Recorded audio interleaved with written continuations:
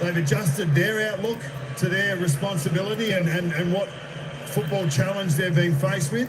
And I think they've stepped up and been really consistent. And we're seeing some of the youngsters flourish again. We get to see Sam Lawler in action once more. And Sam Banks is another one that's been in very good form. Yeah, 5 of his last 7 games, he's had 25 touches or more, and played on the wing for a lot of last year or his early stages of his career, has been shifted across the half-back.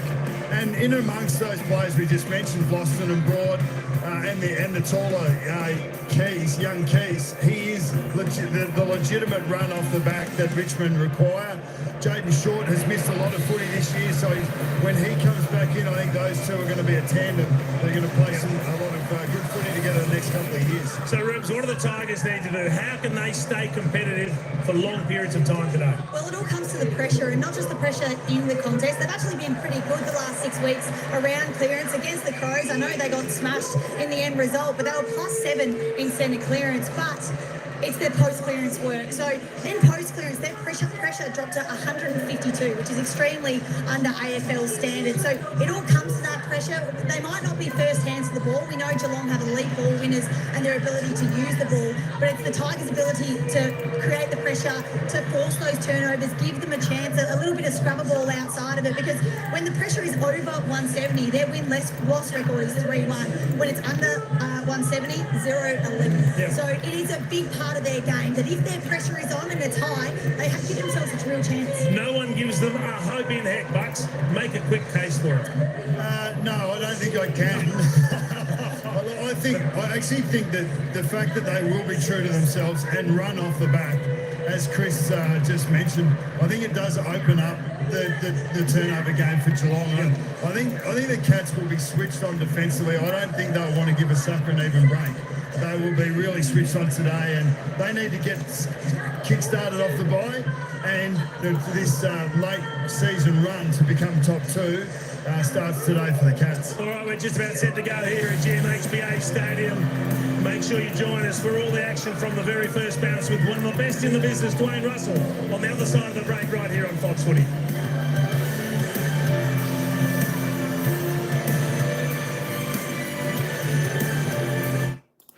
All right, folks, welcome back this afternoon. We've got the Geelong Cats taking on the might of the Richmond Tigers down there at GMHBA Stadium.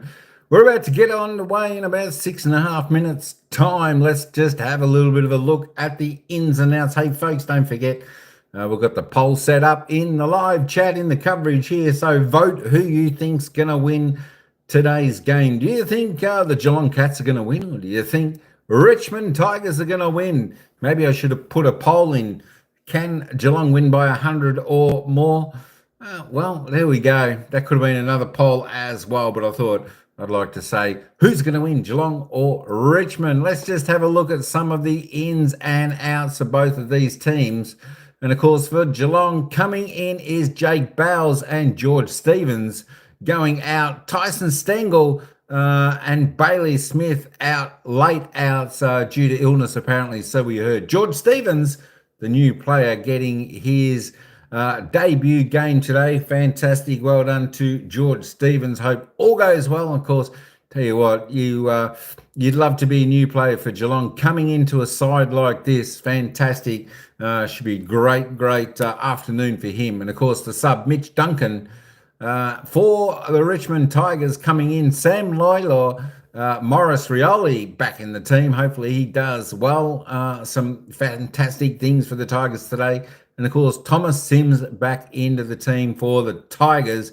Going out, Steely Green, Tom Lynch. Of course, no Tom Lynch. He did cop that 5-match suspension for the swinging arm. Trying to whack the player last week was just not a good sight to see. He should have controlled himself a little bit more. But, well, that's what happens when you do those sort of things. They're trying to stamp out in this game. Tom Lynch out for 5 games. There we go. So he's out. And my Kelty LaFou is out also for the Tigers. Maurice Rioli is the sub. Just looking at the teams for Geelong, the back line is Conno Sullivan, Jack Henry, Mark Blixars. The halfbacks, Tom Stewart, Zach Guthrie, and Lawson Humphreys. The centre line, Mark O'Connor, Maxie Holmes, Oliver Henry looking for a big game from Maxie Holmes. He has been doing all this season. One of the stars of Geelong. The half forwards for the Catters, Brad Close, Sean Manor, Graham Myers. Hey, Pastor, how you going? What are your thoughts on what? Just yeah, I'm not even going to go there. There we go. So the forwards are Paddy Dangerfield, Jeremy Cameron, Shannon Neal. Just let's imagine how many goals these boys are going to kick in today's match. The followers, Reece Stanley, Jack Bowles, Tom Atkins, and the interchange, George Stevens, Mullen, Dempsey, and Martin. That is the Geelong Cats lineup. And of course, for Richmond, the backliners, Ben Miller, Jacob Blight, and Nathan Broad. The half-backs are Vlosten, Sam Banks, Tom Brown. The centres, Camden McIntosh, Dion Prestia. He needs a big game today from the mid there for the Tigers. I tell you what, be interesting to see how they compare the mids from the Cats to the Tigers. Hugo Ralsmith is the other centre as well. The half-forwards, Ryan Mansell, Sam Laylor, Seth Campbell. The forwards, well, Jasper Alger, Noel Bolter, Jonty Full. There we go. The followers, Nan Curvis, Tim Taranto, Jacob Hopper, and of course the interchange, Luke Trainer, Jack Ross, Tyler Sonsei, and Thomas Sims. They are your teams. They are your ins and outs for today's game, Geelong versus Richmond. If we just have a look at the ladder as it stands pre to this game, Geelong here, Richmond, of course, sitting down there in 17th position on the ladder. Of course, just a young up-and-coming team, just trying to get everything right in their game plan, their structures, getting experience into their young players. That's what their objection is. But, of course, for the Cats, their objection for today's game is to win and win by a big margin. Geelong sitting in 5th spot after playing 15 games, 40 points, 2 games off second off the Brisbane Lions. And, of course, if we have a look at the ladder, from 2nd to 9th, there is only a half a game separating these teams. So Geelong are out there and will be out there for a big win. Sitting on a percentage of 127.5, they'll want to be lifting that above 130 today, even above 133. They want to be probably somewhere above the Bulldogs percentage. They'll jump up into second position, well, at least until the Brisbane Lions play later on this evening. That's where it stands. Another big game there for the Cats down at GMHBA Stadium. It's going to be a full-packed stadium. It should be a fantastic game. The Cats definitely looking for a big win down there. All right, folks, hey, we're only a minute away from the bounce of the ball. Let's head down to the ground and to the commentators, and they'll take us into the bounce of the ball for the first quarter, whereas Geelong taking on the Richmond Tigers. And show us his wares right in the guts. Yeah, you've got to take your opportunity. There's some sliding doors moments that happen in seasons. You know, Jack Martin's another one. 4th game for Geelong, not wanted by Carlton. All of a sudden, could find himself part of a team that goes deep into the finals. Well, I ran into Paddy Dangerfield a number of weeks ago, and he was really excited about Jack Martin coming back into the lineup. A little bit of X factor, that pure skill that can just separate a passage of play. So they're still building, and they can rest players as they need to in the run home, but they still need to bank the wins, and expect to see them somewhere near their best today. Adam Uze's 2nd season as coach, so still building. He always knew he was going to get a couple of honeymoon years to get this right. On the other side of the coin, Chris Scott, 15th season as Geelong coach, 2 premierships. Geelong's only missed finals 2 times in 14 seasons under Chris Scott. It's an amazing record, and this is game 350 as coach. In fact, he's only one of only 19 coaches to have coached 350 games. He's got a 68% win record, the highest win record of the 19. These two teams have been meeting on a Saturday afternoon since 1908. And it's good to have a Saturday afternoon contest between 2 great rivals again. And there he goes, Patrick Dangerfield, out of the middle. And to Nankervis escaped to Hines, and a half-foot Blitzhouse is lurking. Guthrie. Will poke pass to the pocket, so good ball movement early by the Cats to Manor. Well, we just wasted our whole pre-match, didn't we? Talking about Paddy Dangerfield playing forward. He's in at the first centre bounce and gets the clearance. So I suppose every now and then you want to give the old stager a bit of a run in his normal stamping ground. Great for him to get a taste of it. And he'll call that as he sees it, I suspect, just when he feels the itch to get in there, but a perfect start for the Cats. The opening shot at goal. Near side. We spoke a lot about the tall forwards, but the small forwards of Geelong, Manor, Close, Myers, they just keep producing dangerous forwards that get up the ground, but then can impact and hit the scoreboard. And then you got the tall wingman in blitz halves and another marking option in Ollie Dempsey. Thanks to Blythe. The half back towards the wing. The Boulder there has got Curvis. There's another down the line option if he wanted it. Ball rolls out of play and we'll get a ball in. Crowd still building this beautiful afternoon in July. Bailey Smith laid out for the Cats, if you're unaware. Jack Bowes the late in. Richmond with two forwards up in and around the stoppage already, trying to congest and get some run out of there. Stuck in the front. Lawler also back in, which is good news for Tiger fans, and lays a tackle. Could have played last week, but they gave him the extra week.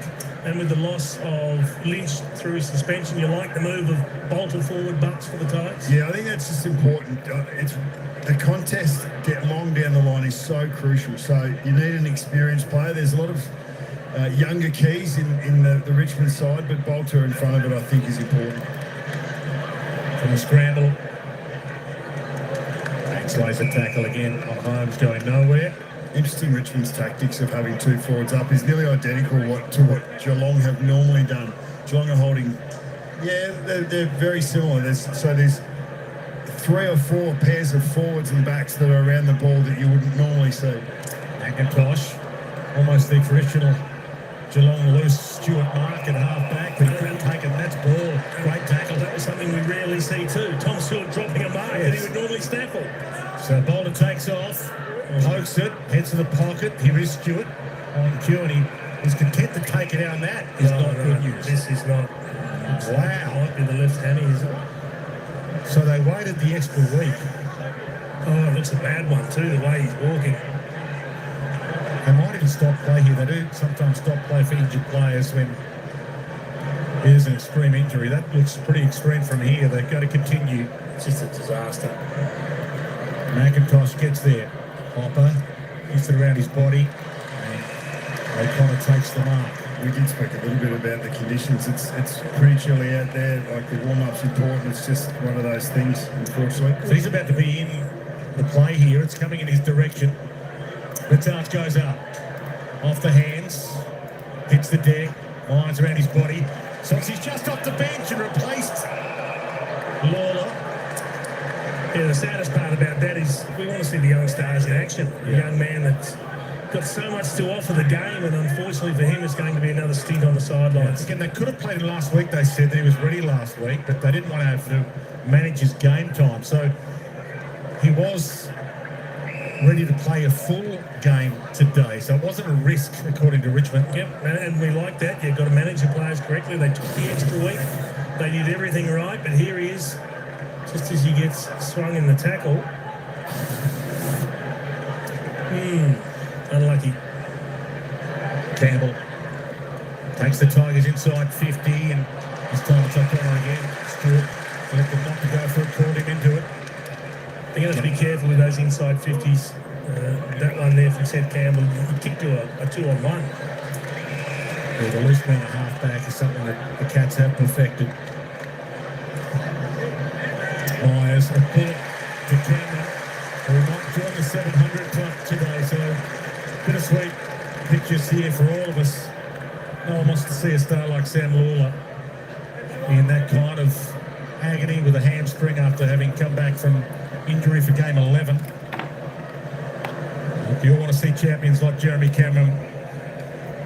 Tell us about what he's closing in on, Blaine. So, 696 goals for his career, closing in on the 700 club, only 2 26 players all time in the 700 club, including you, Jace. 1,254. In he struts, bends it back. He just misses. It was a good effort from the tie. Now he'll have the right bend on it. He's got a few just in front of him that he's going to reel in very quickly. Our own Pav is on 700.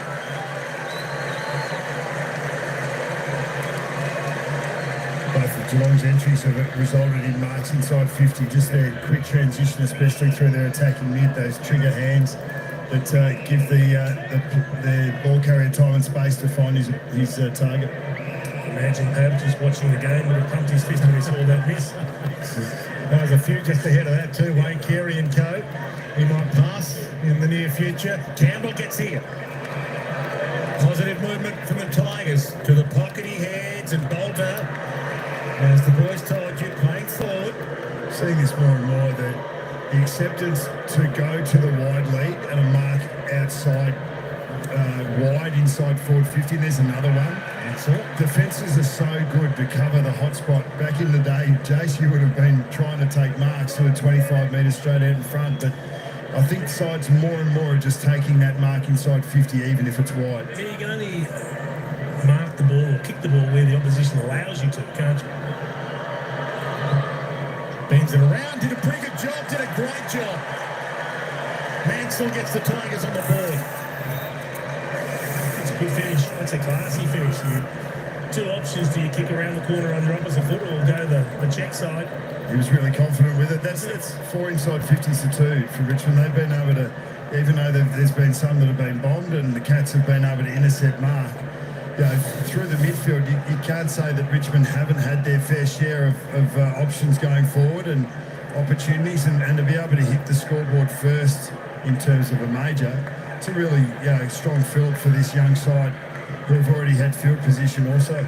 We saw Danger win the first centre square clearance. Tigers have won the next 3, an area they've been good at over the last month, and they need to continue to be if they're going to stay competitive with the Cats today. The debutante's in the middle, big-bodied debutant George Stevens, 58, 2023, 20-year-old in there for this bounce. So they're trusting him with that body. Hopper got away from Stevens. Inside 50, a couple of options could have gone for a Bolter, stayed down. Smacked out the Neil direction. Boston gets there ahead of time, breaks the tackle. White. Short pass to Toronto. McIntosh with the headband back on this week after playing without it last week. Banks, a sizzle that might work. Bolter over it, dropped it, got it, they got him. Back to McIntosh. Wobbled it. Connor. That's the switch. They should get the switch. Dempsey's short if he wants him. The handoff. Martin to Humphreys to Blitzards. As expected, guys, Sam Lawler subbed out of the game with that hamstring. Morris Rioli the sub, so they'll bring a small forward on. Such a well-structured rebound from Geelong, going to fat side there, extra number, using their players really effectively. Neil got it inside. Broad. Attitude was slung around in the block direction. The bounce pass to Miller. And it's probably going to come back with interest if it sits. And it does for Bowes, but he's wrapped up by Nankervis. Just waited for him to get it and then got him. Well, talk about unicorns in the game. A lot of people referring to Sam Darcy, also to Luke Jackson over at Frout. About what Mark Blitzards has been doing for years. He starts on a wing. Reece Stanley comes off, so he just rotates into the ruck. Close in that Cameron direction. He's going to be a tough man to beat Jazza today. I reckon Broad would have found himself on Jeremy Cameron. He could go any step here, any moment here to go around the corner, but Broad has had this role quite a number of times, up the ground and having to try and defend back and forward 50. And he's perfected that kick as well, Jeremy Cameron. And the Cats get there first. He wouldn't have got $1 million to the centre. I reckon he was always going to kick that. He was going to kick that. I think the longest price ever was someone for a UFO to hit the Loch Ness Monster hole of the shortest. Yeah, well, that's the longest opposite. odds ever. That's the opposite of that. Yeah, the shortest odds. Whatever the opposite of that, that's exactly what Jezza was in there. Like even like this is a great pick up here by Brett Close. But spun around, and that kick is just to the favoured side. And here you go and win that one-on-one, and marked it at highest point. Pretty tough to defend that when you're up against one of the premier key forwards in the competition. Yeah, that's not silver spoon service. He still had to take the contested mark, and he's good enough to do that. On the restart. Here is Stevens on cue. It's his first kick in AFL footy. Miles couldn't handle it. Presty it does. Gave to Brown, whose dad was a star here. Paul, 84 games on that front of the father son rule for Tom to be playing here. But it's good to have him back in his old home where he grew up. Camouflage, Rouse Smith caught, dropped it, and the umpire was right there. Yeah, well, he knew the player was coming in behind him, but he just didn't take care of the football. Just allowed it to spill loose. You see him here, he knows he's there, he's had a look, but just gets the right arm locked and he can't hand pass it. Really good tackle. Yeah, one of the challenges of tackling is to be able to get there just that half step before the ball carrier thinks that's where you get you holding the balls. Game 50 as a cat for Jack Bowes, right in, and he's into it already. Well, that's the other thing. When you're a late in-box, the position's yours until you have it taken off you. So the role of Jack Bowes is to come in, play his part, what the coach wants him to do, play it as well as he can, and make it damn near impossible for them to leave him out.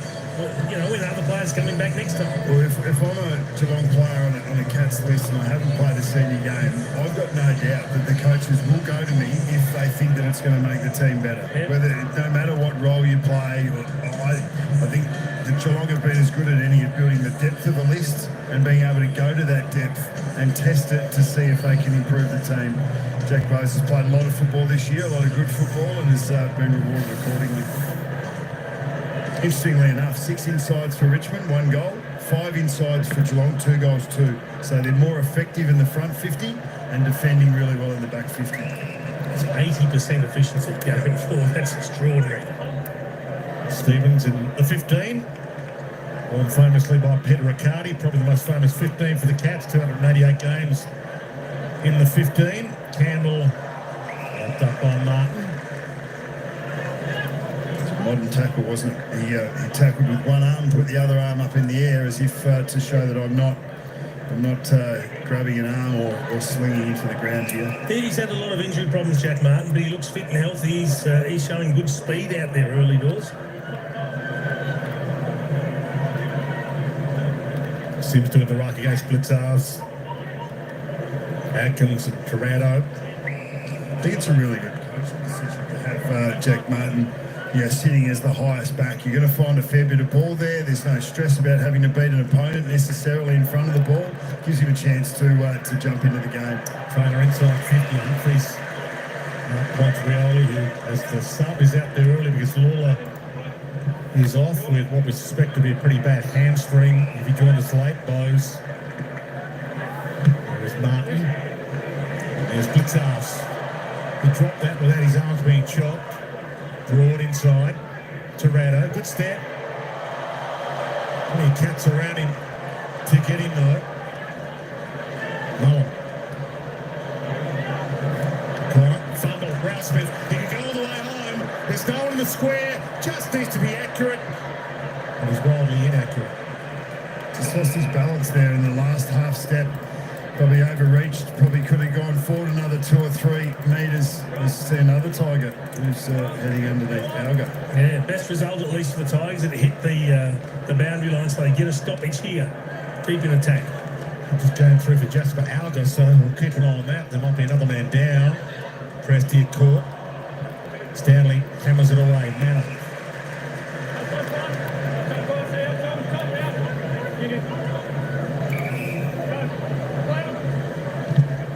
A couple of options wide. He went with the shorter of them. Rising star contender O'Sullivan heads long to Neil and still gets it. Flicks it out. Dempsey hands it back inside. The 0-1-2. Humphries goes further on. Sure the flick on was part of the plan. Rioli Good lift of the ball to Toronto, to Ralph Smith, to Blight, to Campbell. Well worked. Mansell has to wait now. Roops was talking about that pressure, 170 plus, where the Tigers have won 3 of the 4 games that they've got there. That pressure on the Geelong run and carry was extreme. Got the ball back in their D50. Jack Henry dropped it, but gathered the crumb. Holmes a little too slick for Atkins, and it's alive. Ross. Bolter. In the congestion, through his legs. O'Sullivan. Umpire let it roll. Holmes. Stewart. And was Manna close enough? It's a really good transition out of their defensive 50 that last time I went down there. And put that down to Morris Rowley, who tracked it all the way back and got the loose ball and then navigated his way through a bit of heavy traffic and set up the rebound. Really good defensive work from the young man. It does open the opportunity up for Morris Rioli, 6th game of the season, to make a statement. Maybe should be in more often, getting more game time more often. Ralph Smith and Manna go hard. Dangerfield weaved his way past a couple of Stanley. Ollie Henry floats in, flicked away. A pretty good season, Miller. Took it away from him, Ben Miller. Got a rest on the bench from his coach last week. Still played 98% of game time, but some weeks he plays 100% of game time. Ben Miller, who really gets to have a sit down and a breather. Stanley against Sims. Holmes, Martin. Holmes, and he missed his shoot. McIntosh read it well. Campbell, and they're out. Brown with some room to move. He's got Rioli the short. Hits him. Hasn't got a lot to go too long. Campbell.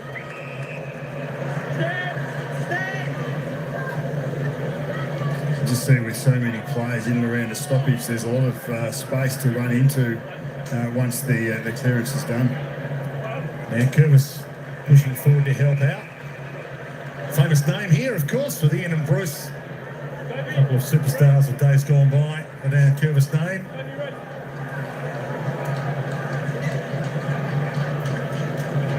No relation, for those wondering. And now Curvis and Stanley do the ruck work. Now Curvis takes front spot, rips it out of the air, wanted to get it off quick.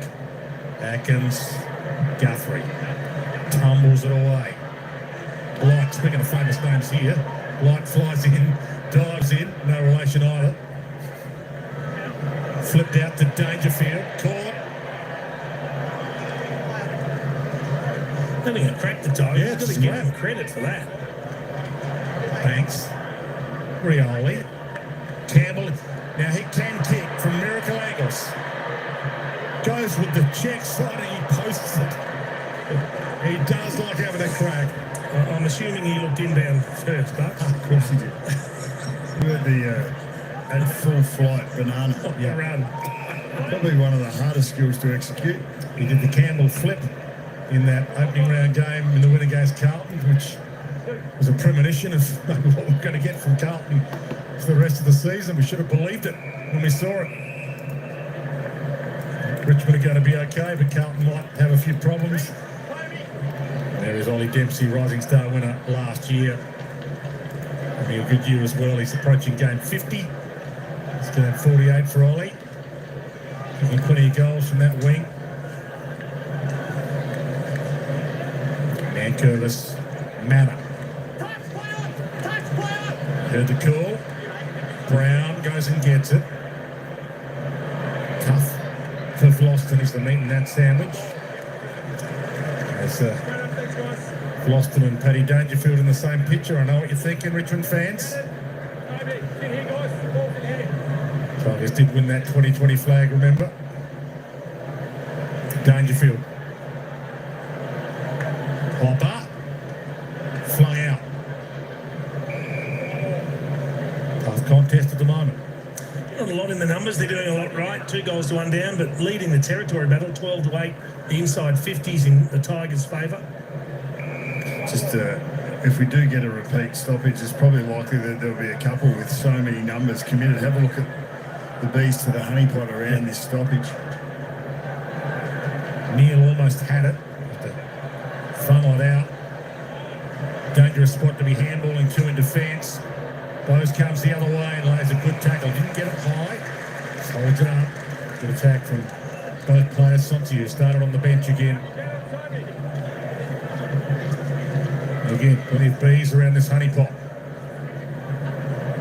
From the spill, Sonsi. Prestia. Through the traffic. Lace out to Sims. Good movement. Hopper. Took the netball step and the umpire said that was enough to Banks. Really in good form. Setting it up from defence to Sonsi.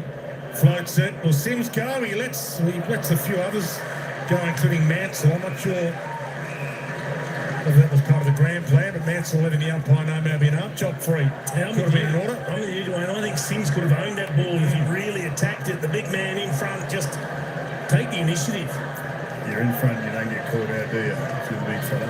There's no Tomlin, so it's his forward line to own today. For at least the next 5 weeks, you expect, as we always tackled, that Tomlin will come straight back in when he's available. They'll support their premiership superstar and get him in, but for the time being, over to you, Tom Sims. Rouse Smith went hard. Prestia. There is Tom Lynch. Took us down memory lane, back to the 80s last week. A little bit of coaching today. Atkins, great smother. They are committed at the moment, the Tigers. Ross putting his body and soul into that. But Nathan Broad, who has played on Jeremy Cameron for the majority of this game, has dropped back as the +1.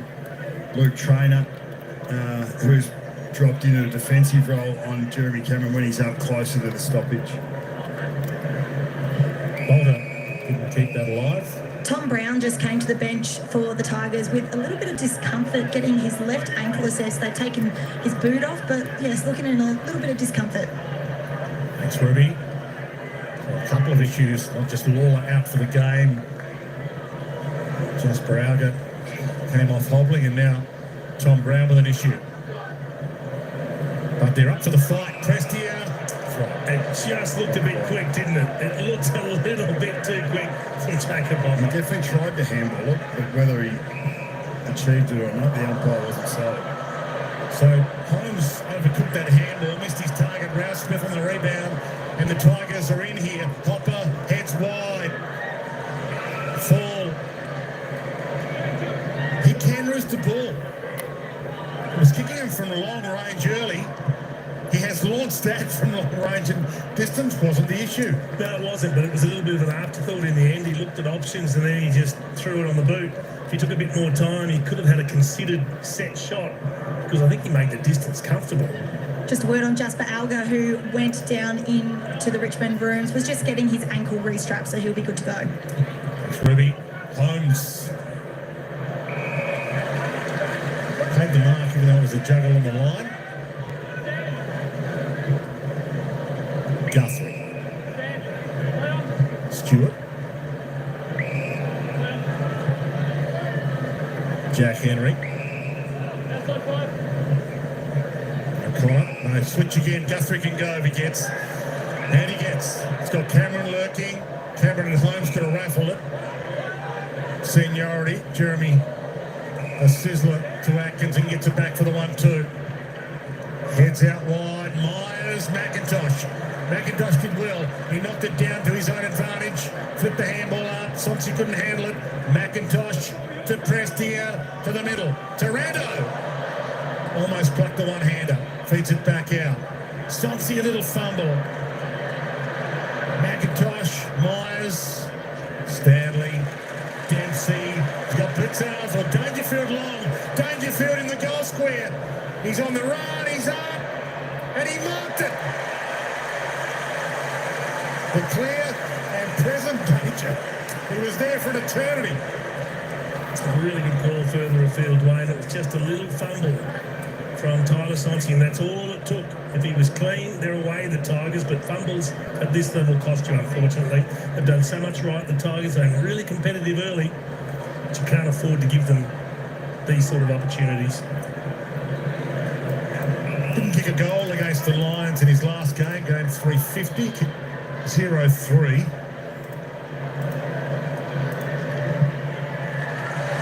He's back on the board now. It's just that efficiency again. Inside 50s reading 15 to the Tigers, 9 to the Cats. And the scoreboard 3-1 the other way. So the efficiency at both ends of the field is telling, because the Tigers are bringing great energy and intent. They're running just as hard through the midfield. They're probably connecting better through the midfield, but just can't find that last kick when they go inside forward 50. Geelong defending better in that back quarter. And then when the Cats come forward, they've just been able to take marks inside 50 at a much better rate comparatively, and that's why they're hitting the scoreboard. Been poorly coached for 15 years, Danger. He's a power forward, Wayne. He's not a mid. He's so good up there. From the restart. And Curvis, Hopper. Done a lot right, the Tigers. Yep. Chips it to Rioli. He does get his chance today. Campbell. Almost take that. Yeah, and the challenge for Maurice Rioli is he's got a really good appetite for the defensive side of the game. But how attacking can he be as well? Can he add that string to his bow, get possessions, hit the scoreboard, and help set up scoring opportunities for teammates? With a little bit of blood to wipe up in the meantime. Back into play. Stanley, Blitzars, ran into Rioli and dropped it. Hopper kept it alive to Ford. Stewart hassled him. I think your point was well made there. It's like Rioli sticks a good tackle, but if you're relying on your touches by holding the balls, you're not going to get that many touches, are you? Because they don't often get paid, but he's a good pressure player. The challenge here is he plays as a sub, plays low game time, so can he handle 75% of a full game? Because that's what he's going to need to do. So Blitzars was held by Taranto, according to the umpire. Who looked perplexed. We did the decision, but then again we see that a lot in ruck battles, don't we?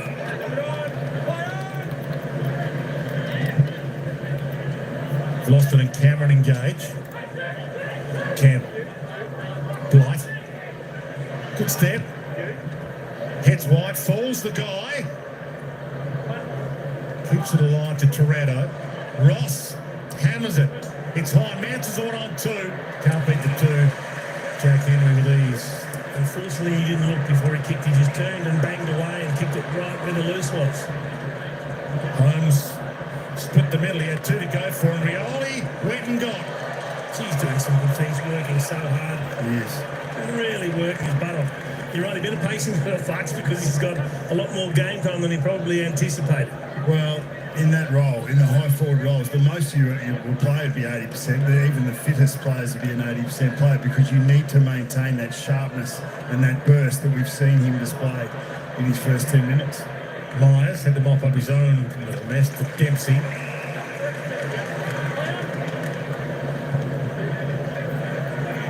Neil's up there, Dangerfield's up there. Neil was the highest climber. Cameron, Banks wrapped him. No free. Manor got a kick away. Banks. Well disguised. Tom Brown and Jasper Alga both going for a little run in front of me. Jasper Alga actually looking like the more uncomfortable one. Both came off with ankle injuries, so we'll see how this plays out. So they can't afford to lose another one. So you lose Sam Lawler early, you've got the sub to cover that one. But if you lose another one or two early, you are down in all sorts of trouble as the game progresses. Myers bangs it around the body. This is just another, obviously the goals are obvious for inside 50s, but the Cats have had 12 touches from their 10 inside 50s. The Tigers have only had 8 from 17 inside their own forward 50. So they just, that connection piece is not there. The Cats defenders are on top of the Richmond forwards, and the Cats forwards are on top of the Richmond defenders, regardless of what's happening through the midfield. Big pack around it again. Stanley rolls it inside 50. Cameron turned outside. Long goal square. Boston looked around to say to Blight, are you going for it or am I? That's the worst result. Yes. It's the very worst result. If it was a point, at least you get a chance to rebound and go the other way. What does that mean? That's signed up. Everything's cool. Nailed it. Everything's gnarly. Okay. All right. Just look up. Get gnarly on the opposition. Definition of gnarly. Just so I know what's going on. Sonsi. Sullivan with the big punch. Rioli with the big crumb, and then a little bit too big a kick. Foster went and got it. Toe poke from Hopper. Oh, Con. Silence out. Working so hard. Absolutely. And there is danger in Boston. Having a chat, I mentioned that earlier. Oh, yes. He wasn't even looking at him. They just saw him coming and just stepped into him. Yeah. Caught that danger. Tiger fans at home, I mentioned earlier, we know what you're thinking. And maybe it's a long time to collect on a debt. 2020 flag. Tiger fans remember it, even if Nick Boston can't. Quarter time, 3-3-21 to 1-2-8.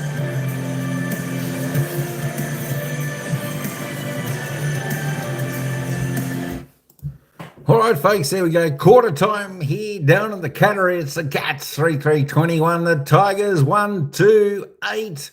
Well, which pussycat is going to do the job today? Tell you what, the Tigers, well, they did lead at one stage in this game. Can you believe it, folks? They were leading at one stage. I tell you, they were pretty impressive, the Tigers. They came out firing, put some pressure on, and they kept that pressure up for the entire quarter. Played to their peak. But one thing that probably lets the Tigers down a little bit is their forward structure. And King, I think, what do you think, B3? I think that the Cats are just cruising, though, of course. Is it Sam Lloyd? Was it Sam Lloyd who went off? Looked like he'd done a hammy. So I think the subs there going to take his spot. And then they could be another player down. We're not sure. We'll have to listen in. Not too bad. 6-3, scoring shots exactly right. I tell you what, as I said, the Tigers did well in that opening term. The Cats, we're just all waiting, aren't we? We're just all waiting for the Cats to absolutely tear this game apart. Can the Tigers? That is the question. Can the Tigers keep this up for 4 quarters? You know, we hope so for Tiger fans out there to give them a good sight, and we're still yet to see that. You know, we're talking about danger. Danger always, you know, they never really play danger in the centre unless it's worrying signs and they just need that extra little bit of oomph. But, yeah, Scott, you know, he always said, no, danger's going to stick down forward. And they're probably, you know, I like the way Danger actually probably stays down forward unless really needed in the centre. I think Cameron is a great player that floats, you know, around the midfield, etc., like that, and then floats forward. I think he's dangerous, Cameron, when he does that. Cameron, the Cats on first gear, maybe even in neutral. Yeah, look, they hadn't really got off the bus, but I think that's, I think that's due to Richmond came out of the gates pretty strong. You know, and playing with a bit of gusto. You know, they're playing with good pressure, good fire in their belly in that opening term, which was fantastic to see. As I said, I think Richmond can be a reasonably good team next season or the season after. I'd like to see a couple of draft picks, maybe a couple of forwards down there, because you know, like even with Lynch out, it's actually good to see Lynch out of this side because it just gives a little bit more opportunity. I think Lynch is just always too much to target down there for the Tigers, as we saw last week, and he'd always be getting double and triple team and just make it hard, and they just never really had other options. I think they could exploit that by going to different targets instead of Lynch. So that's actually quite, you know, it could be a blessing to have Lynch out of the side so the Tigers can find a few other avenues, ways to score. Feels like the Crows would be more dangerous in the finals too. Oh, that's what I was saying. Like with the Cats, their lead into the finals race, I think they only play one team in the top 9, and that's GWS Giants. And I think, you know, that could be detrimental to Geelong because it's always good to have a couple of tough matches against the top 8 sides leading into the finals. Get that, you know, get that fire, get that grit going. And that will type of thing. You know, I know the Cats are going to do what they need to do over the next few weeks, and you know they'll probably win well, probably every game. Maybe drop one. Hard to see that happening, but I would definitely like the Cats to see play a couple of teams inside the top 8, especially close to the finals, to get that hardness put into them. All right, let's just have a look at the goal scorers so far in this game. It's only 4 goal scorers, all singles. Of course, Ryan Mansell is the only goal scorer there for the Tigers. For the Catters, Paddy Dangerfield, Jeremy Cameron already on the board with 1, and Jack Bowles with 1 as well. Jacob Hopper, though, I tell you what, he goes well for the Tigers, tops the table with 12 disposals, 7 kicks, 5 handballs, 3 clearances, best by 3, the only one in double figures up until half-time. Tim Taranto on 9. Zach Guthrie on 9 for the Catters. Maxi Holmes on 8. We expect him to have a big game this week. McIntosh on 8 also. Prestia on 6. Just roll down them quickly because we are about to head back down to the ground, Ryan, for the second quarter. Yeah, don't be too sad. I tell you what, they were really good, the Tigers, in the opening term. As we said, Sam Laylor was a player I'm thinking that actually went off with a hammy, which was unfortunately not good news for the Tigers. But yeah, look, don't be too sad. The way the Tigers, if they lose this game, you just want to see them perform the way they have in that opening term, of course, with that fire, with that pressure, with that will to play. It was fantastic, doing all things pretty right, the Tigers, in that opening quarter. You know, it's just that the Geelong Cats, they're just such a more experienced, classy outfit at the present time. That's why they'll get the job done today. But I tell you what, if you're a Tiger fan, forget about the scoreline. Just worry about how they're performing, and you know you should be pretty happy with the way they're actually playing at the moment. I'm quite impressed with the way they're playing at the moment. As I said, give another season or 2, I think the Tigers will certainly climb the ladder and climb it rapidly. I think they're doing a lot of things right out there. All right, hey. Anyway, hey, welcome in, Ryan. Thanks for coming in, Tiger Supporter. Matthew B3. Everyone else, who else was in here? Gus is in here. Good stuff. M King, I said M King, and Maddie, I said everyone. Paradoxal, how you going? Shout out to you. Thanks for dropping on in. T Tony 35, how you doing? All right. Hopefully I haven't missed anyone. Oh, Ducky Dorothy's, welcome back in. And of course, a local Kiwi. Shout out. All right, let's head back down to the ground for the second quarter, where it's the Cats by 13. Second term underway. Now Curvis, Stanley, Ross fallen on. And Atkins, the number 1 tackler in the game, lays a secondary tackle. Most tackles in the AFL this year, 141. The next best, 24 tackles away. Matt Rowell. That's how dominant he's been in the tackle numbers, Atkins, this year. Manor to Danger, who sits it up for, well, who wants to go? Neil does go. Blight, Neil, shrugged him. In full flop. Nails a good goal. We spoke about his mobility pre-game, his ability to run for a big fella. I really like the kick of Patrick Dangerfield. He checked back onto his right so he could get maximum penetration, and he didn't actually look for a play. He kicked all dangerous space. He saw where there was a big hole, didn't want to get the kick to get smothered, so he just hit it to the space and said, I'll give my guys a chance to go to work. Soon he gets the hand pass from Manor, and he just stops inside, just kicks it to that big open space. And look at the athleticism of the big man. Shannon Neal just tracks the footy, controls it, shakes off the tackler, and a brilliant finish. The early stages of each of the first and second quarters, Paddy Dangerfield, normally a forward, goes into centre bounce. Jeremy Cameron, normally a forward, sitting on the that side, or the bench side wing at front of screen at the moment. That's the flexibility that the Cats have developed within their structure. Dangerfield's still in there for this ball up. He tried to roll Hopper. Rather than hop on him, we'll get another ball up. By telling the players which way he's going to back out. Help them to avoid any contact. From the flip, Rioli again jumps in. Dangerfield, Rioli rides him. Atkins Pumps it away and wants a drop mark for Blight. Trouble now. Ollie Henry loops it. Myers with a little chip kick. The side swipe to Cameron.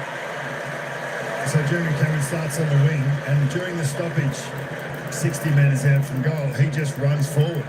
So what does that do? So Ralph Smith, all of a sudden, who's used to playing on the wing and running up and down, And that's 50 for the season for Jeremy Cameron, who's got the half-century up. and it's 698 goals in his career, right? So only a couple away. But for him, he as a fat-side winger, just goes and runs forward of the ball. The winger, the opposition winger, and Ralph Smith has no choice but to go and defend him. And all of a sudden, instead of being a transition player, he's being asked to be a key defender. So that's not a bad question to ask the opposition. It's not a bad question to be asking, wingmen in opposition teams, and results in an easy goal. And it also highlights how selfless they are. I mean, Brian Myers is entitled to have a shot there. He's facing the goals and he's 30 out directly in front.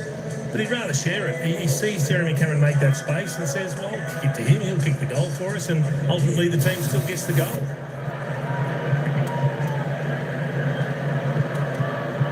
Atkins on cue lays another tackle. Loss going nowhere. Now Curvis and Stanley tie up. Stolen by Myers. 1-2 was good. Rioli came at him. Pressurised the kick. Bowes. Martin. Holmes looked around to see what was on offer ahead of him before he collected the ball. And he knew play on wasn't the option. And now he sends it along to Ollie Henry. More importantly, the boundary umpire, that was way too wide. Hasn't had a lot of luck this year so far, Ollie. Hasn't been in the best of form. That one was in his direction, but too wide.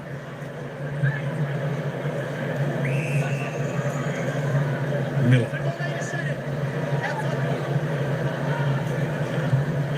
Aggressive kick. Prestia. Banks. Rioli. He can go. Open forward line. And Boulder turned around and it was their delightful pass. You can't move the ball any better than that, Budge. It's a beautiful corridor kick from deep down in defence. And then it's just play on, hand pass, hit a target, Rioli, play on, kick over the top. Boulder's got to do his part now. He's going to go around the corner as well. Hope he kicks it.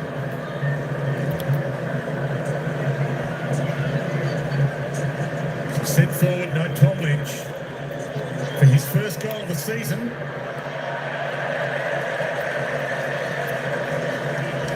Don't feel the same level of confidence when that happens as you do with the Jeremy Cameron on his left. It's a fine line between skill and stupidity, isn't it? I mean, that's 35 metres out directly in front. And how long have they been kicking drop punts for? Seriously. And 1,254 of the Jason Delson's got a right to go there, I reckon. The biggest problem is, Wayne, there's a feeling of inevitability about what's going to happen in this game. So what that means is for them not to get completely overwhelmed, they've got to get maximum reward for their efforts. And kicks like that they kill you. Now close. The Cats go forward at the rebound. Gloston gets there, collects. Nankervis. Guthrie goes. 1v3, the key contest. Myers, they can smell some blood down the Cats. They're up and running. Stevens. Myers on the flyby with a bullet to Holmes. You can just see all the Cats players, they see the ball in Brian Myers' hands.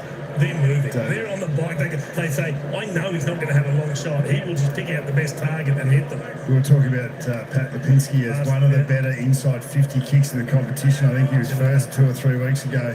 But Brian Myers is another.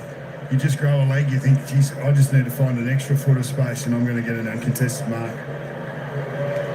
From outside the arc. Has he got enough on it? Stays in play. Trainer knocked it. Stanley, of all people, who nearly missed his shoot. It's a shame he wasn't rewarded for that because the team play to punch it back in was excellent. Just the basic decisions, most effective decisions done well, consistently, end on end, is what gives you the best chance of playing winning footy. Trainer to Alga, who's back out there. That's good news. It's ours. O'Sullivan with the outside of his boot. Neil floats in. So Brown got it from Trainer, gave it back to Blight. McIntosh or Rioli. Rioli goes. McIntosh runs. He wants the handball if he can get there. Just made it his own. Not the required to Bose. McIntosh tried to smother. Pressurised the kick. Broad would probably like that attempt back. Probably could have marked it, Wayne, in hindsight. Maybe waiting for a pull from one of his teammates. Too big a star. Nathan Broad to second guess his ideas of what's right and wrong out there. It's been a long time gun. Myers. He goes for it this time. How does he stand at the back of the stoppage in the corridor all on his own? That would be a point of discussion, I suspect, in the Tigers box. Nick Vlosten, talked about a bit, plays his 250th against Essendon next week. One of the Tigers' all-time greats. We've been through the thick and now facing a little bit of thin. But they're fighting at the moment. Soxy flings it. Wild work. Myers has found himself into the midfield, started as a forward and has rotated roles in play. He's heading back forward now, but that's probably just those little flicks from forward to midfield, which Geelong have been doing so well, so consistently. They free up each other to find the ball at different times. It's a real weapon that the Cats have. They do that with a lot of positions. Pulls the kick wide. Cameron's there, and he plucked it. Ralph Smith claims he was pushed. Cameron was in the middle of two Tigers, and he was too good. He had Ralph Smith in front of him. He had Flostone coming from behind, but just a little nudge to get the smaller man out from under him. Flostone couldn't get there in time. Another mark. Another shot on goal for Jeremy Cameron. It just makes things happen, doesn't it? Starting known territory to the Cats, 7 inside 50s to 1. So with that efficiency in the forward 50, that's going to take a toll. Squeezes the ends of the ball, as is his style. Drop punt for Jezza this time. Bang. What a good ball. Well, he liked it off the boot. He liked it.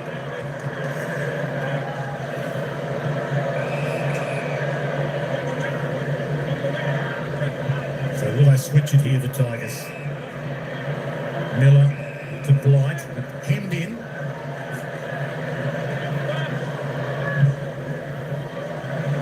Blasted long. Fall gets there for the contest, but the Cats have too many for the crowd. Myers has had his own share. Dinky little kick to Dempsey. On the run, on the move to Martin, to Myers. And a dinky kick that didn't work. Brown read his eyes. And he tumbles it away into space. Boulder has to go. There's no one ahead of him. Just has to get it and hold it. And he is held by O'Sullivan. Umpire says ball. He's a genuine contender for the Rising Star, Connor O'Sullivan. Yeah, he's a gun. They found a quality. I like that free kick, but he didn't have fire, did he? I like that as a free kick. I think that Bolter should know that if he can't get a handball or a kick away, that it's going to be a free against. Yeah, but even if you don't have pride, you still have to make an effort. Yeah. And he was waiting for support, wasn't he? Humphrey's hunted. Rioli's been brilliant since coming on. You could make a tape of what he's done to this point in time of how to be a pressure player. He chases with intent, he tackles, he pressures, he harasses. That is brilliant work. There's that tackle. Bucks is one of those that has been talked about getting rid of Pryor for a while. It'll be interesting to see what Greg Swan and Tom Harley and co have to say at the end of this year about some of our rules. Hopper in the meantime.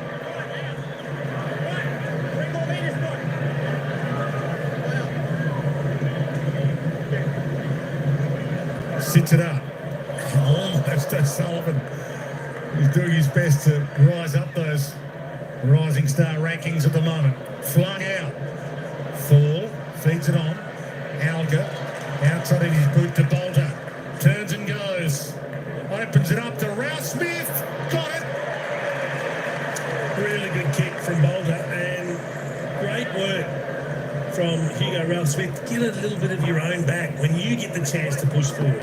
Put yourself in a dangerous position. He found space in the corridor. Dempsey was going deeper to defend, and he was able to get on the end of that. Now he just needs to finish it off. I love it. Some of your own medicine. Yeah, he's going to do something very rare. He's going to kick a drop punt. He's in the Richmond Hair Hall of Fame. Jimmy Jess and maybe KB with the great comb over. In he struts. It's bending back. Been around a while as well. I think 46 back in 2019. Sixth season for Hugo. So it's a couple of set shot. Oh, great work again from Rowley. So can he help set up a goal here? Jezza lurking at half back, on the move. Bittarves, Cameron, the athletes they have, phenomenal. The Dangerfield, the power athlete, sets it up over the top. Ollie, all the way home instead. If he meant it, it was brilliant. If he didn't mean it, it was still clever.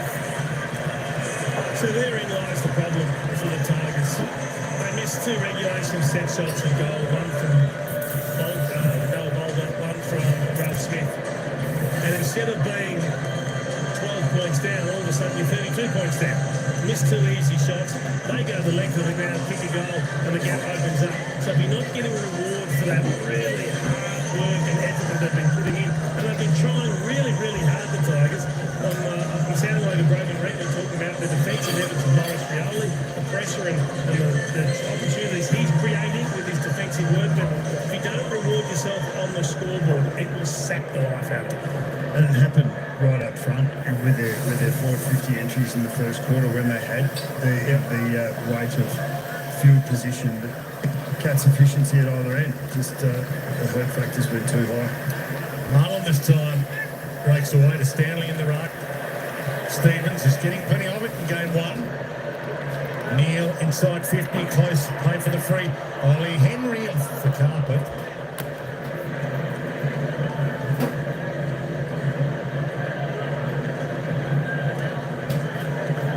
Brown. Unpopular opinion. I don't know how many Cats would have actually tried to hack that off the ground for goal. Most would have sort of picked it up and tried to find a teammate in a better position. Toretto. So fall is short. It's ignored.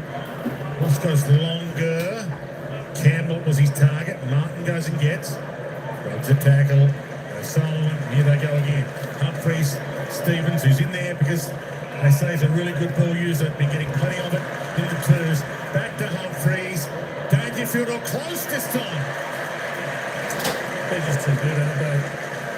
The way they transition the footy. So they're 23 inside 50s, and this will be the 14th score, which puts them at over 60%. That's just an incredible conversion rate, efficiency. And when you can move the ball so swiftly through the midfield, it doesn't really matter if you go to a one-on-one with a small player.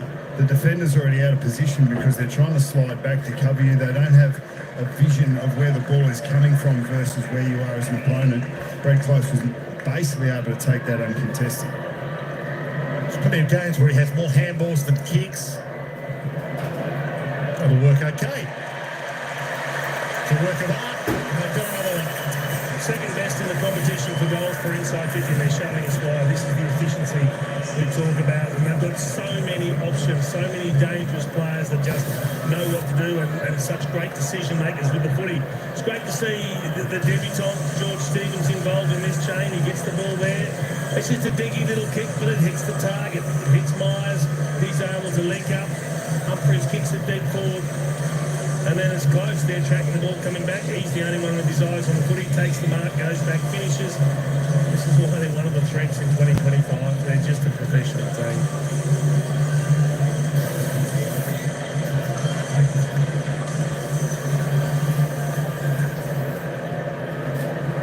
Samuel rugged up and got our fingers crossed, but it did look a reasonably bad hamstring. Injuries are never good at any time, but when you're a young player trying to make your way in the game, you don't get any flatter than when you can't play and do the thing that you love. Spill. Toretto it. Went back, gave to Alga, caught. See, it was a beautiful kick inside 50. He's got to mark that one, Alga. That would have been a goal scoring opportunity again.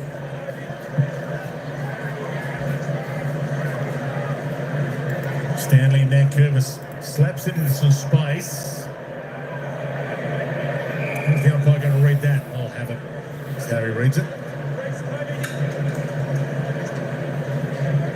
Sun fading on a beautiful afternoon, turning to evening here at the Cattery. The lights are on. Hopper. Just a bounce pass. Toretto, another bounce pass. Alga up against the boundary, and Stanley stops that.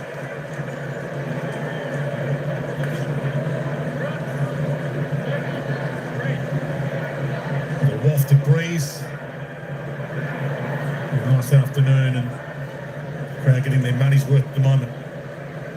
Come here to see the Cats consolidate their spot in the 8. Nankervis fights the fight as he always does. He quite often wins his own clearance. Doesn't win this. Stanley does.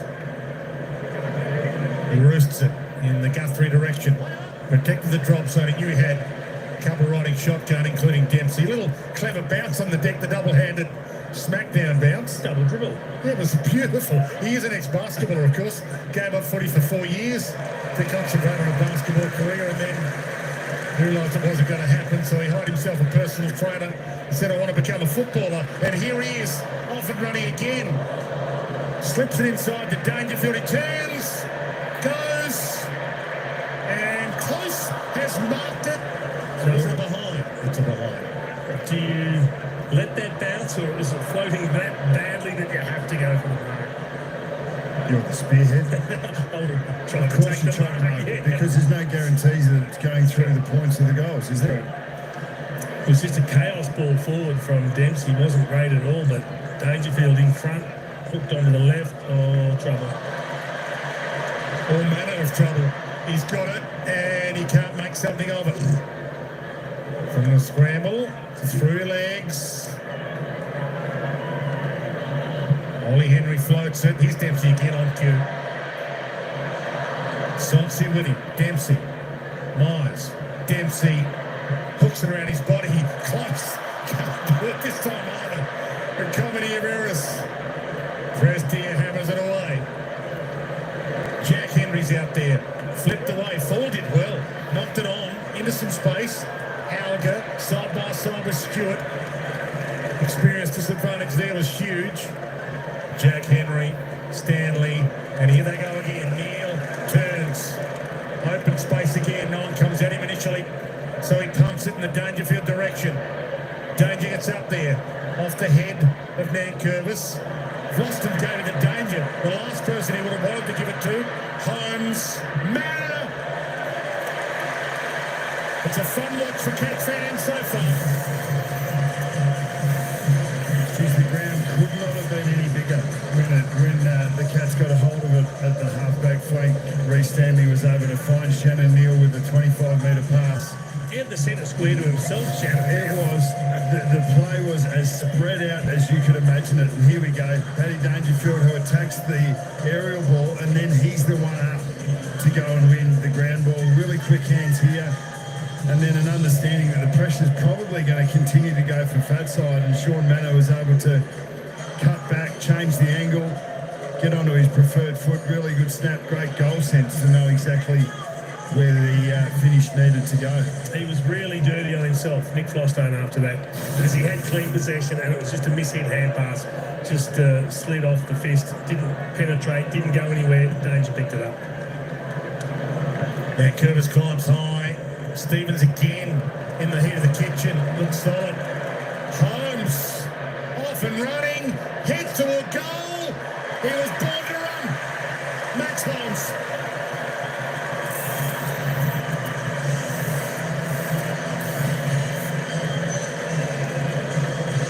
Got a question for you, Bucks. You can't block in a marking contest, but you can block to set the ball through for a goal. When you're making no effort to go for the ball and you're preventing your opponent from going for the ball. What's the Dangerfield effort here? Yeah, shout out to a teammate of mine, Anthony Rocker, who probably gave me 10 extra goals throughout my career doing exactly the same thing. It's a very valid point, and for whatever reason, it is something that has always just gone through to the keeper, hasn't it? An idiosyncrasy of the game. It is. And that tells 1,000 words as well. Scores from stoppages. This is one team at the top end and one team at the lower end as Holmes goes. Son of dual Olympian Lee Naylor having another outstanding season. Off the spill, Dempsey having a laugh and enjoying his afternoon. Ollie Dempsey, he was 68 kilo draft day when the Cats took him in the rookie draft. Coming off that stint as a wannabe basketballer, have found another one there out of the rookie draft. Richmond free holding. To be 68 kilos again, Blake. I think I was 4. Paul White to Broad. He goes back. No, he looked back and now he's almost gone. He was gone. Dangerfield. So now it's on the mark and Dangerfield can sail on. Dempsey's the one behind him. Got an early climb. Seen Dempsey do that a few times.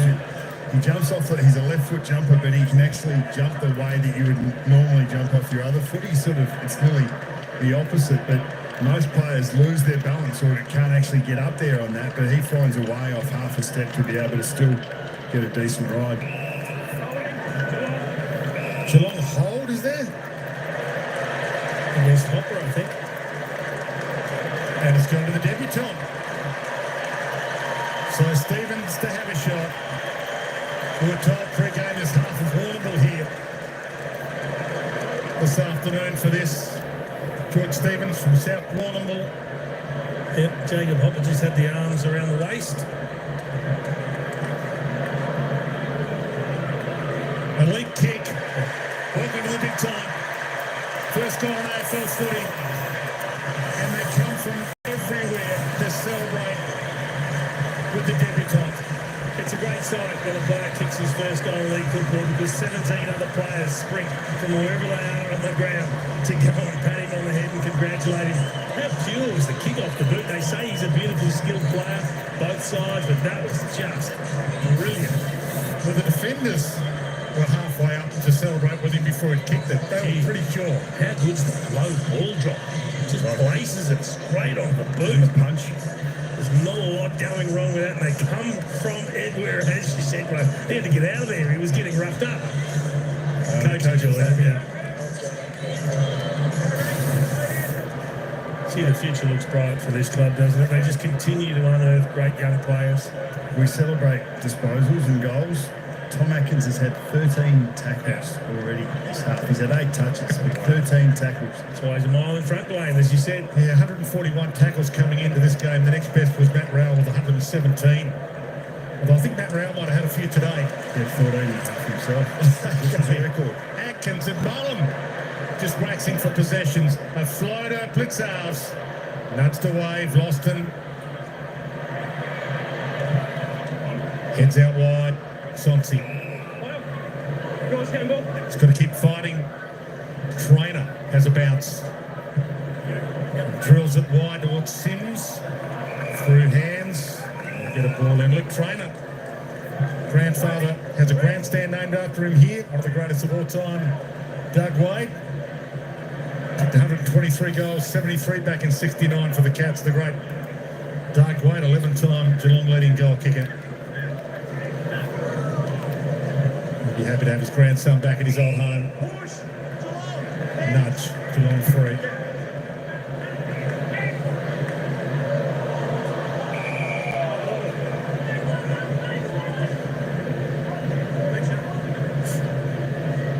Bit of hush is falling over the crowd here.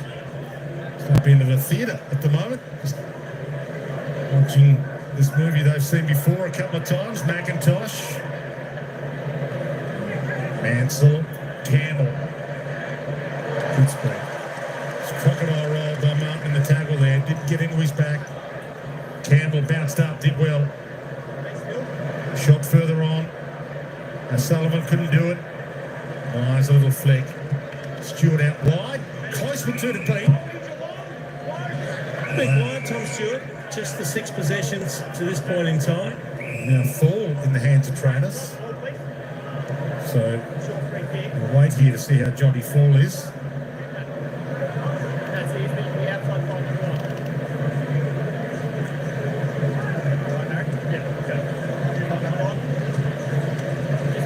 Players stopping play for injured players more often in recent times.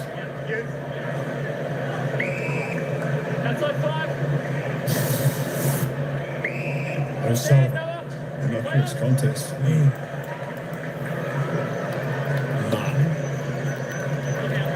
Through hands. And Rioli skips and goes. That was brilliant. Except it was out. Jack Henry was thinking, and he was standing there watching the play, and he was the closest to the ball. You mentioned Jack Martin earlier and some of the burst of speed that he's shown. That's a promising sign for the Cats. Big picture. To have a player like, a long time. Well, they kept him out for a long time to give him that body of work. Toretto shoots the handball inside to Mansell. Shrugs, goes, spears, and kicks a ripper. If anything can inspire, that could. I want to talk about touch of class. And that was, he left Jack Martin in his weight. He went after him, a despairing dive to tackle, but he shook him off with the sidestep, the hits. Just a shake and bake. Have a look at him go. Didn't really follow up on what I was talking about, but... he turns well. Look at the kick. Around the corner off one step. So he's had this capability, man. So as his best moments have looked really good. He's shown some glimpses of brilliance and class at different times, and he is a hard worker. He's he definitely in that starvation corner, the high forward role can be very difficult, but he works up and back intently and takes his chances when he gets them. He's that there you go, 9-11. That's probably those brilliant finishes are few and far between. It's just making sure that you finish the ones that you should. That'll be the difference for him. And Curvis got it from Stanley's palm. It's another clearance to his name. It's a hold, and it's free kick to Mansell. He wasn't letting him get away again. Jack Martin, he said, no. You have it up here. Good kick. Holder should take this. He doesn't. Should have swallowed it. Thal weaves his way past a couple. Didn't quite get enough on it. He's got to be better than that, Noah Boulder. That's an uncontested mark. 20 out. Almost directly in front. Myers gets and goes. Neal. Rioli hunting down Holmes again. Fed on to Guthrie. Little 360 in the air. And then Brown content to thump it out. I think you've marked that. If you're in front, you get 2 hands. So if you drop the mark, it's going to go over anyway. He must misjudge it. He must think they're coming from behind, so he's got to go and take it at a higher point. But boy, you talk about your opportunities. They've had a few in this term.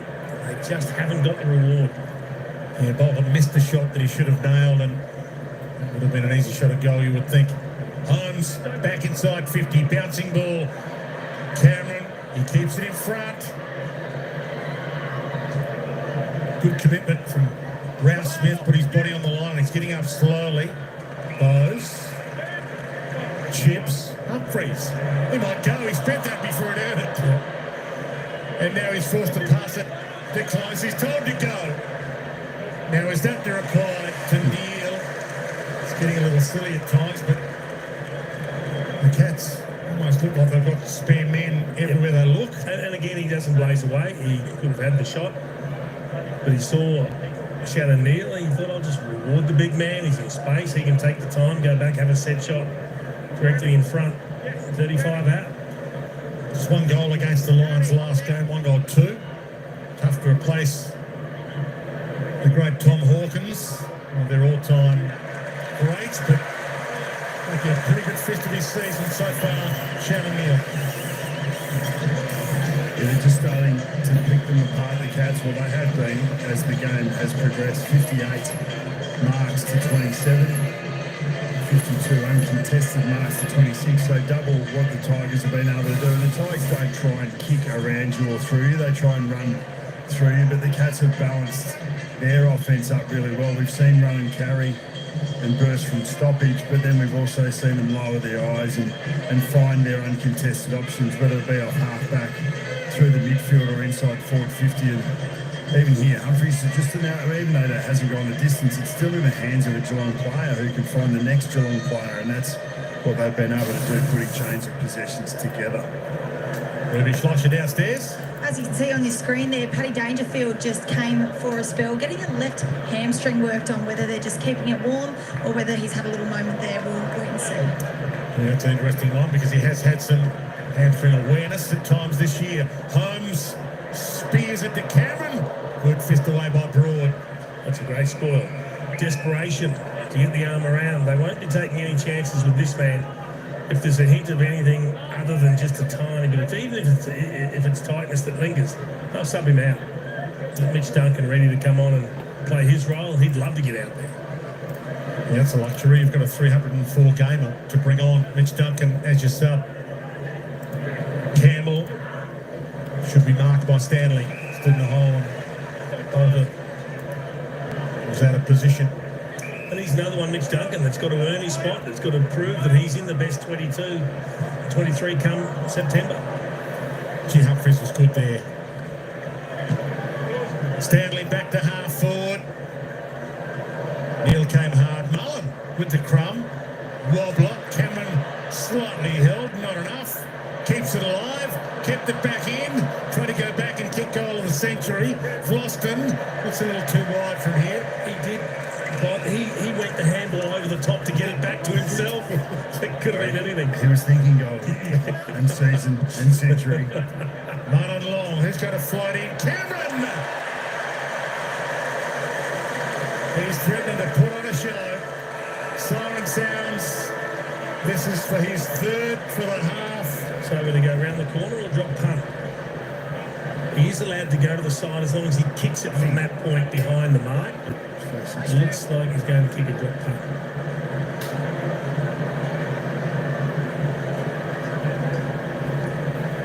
Geelong coming off the bye, 15 days since their last game, big rest. A 41-point loss to the Lions. And Jeremy Cameron, that was for goal 699. That was the bizarre. The drop punt from 25 out. It's not his thing. 11-9-75 to 2-4-16. Great having company on Fox Footy from the Cannery.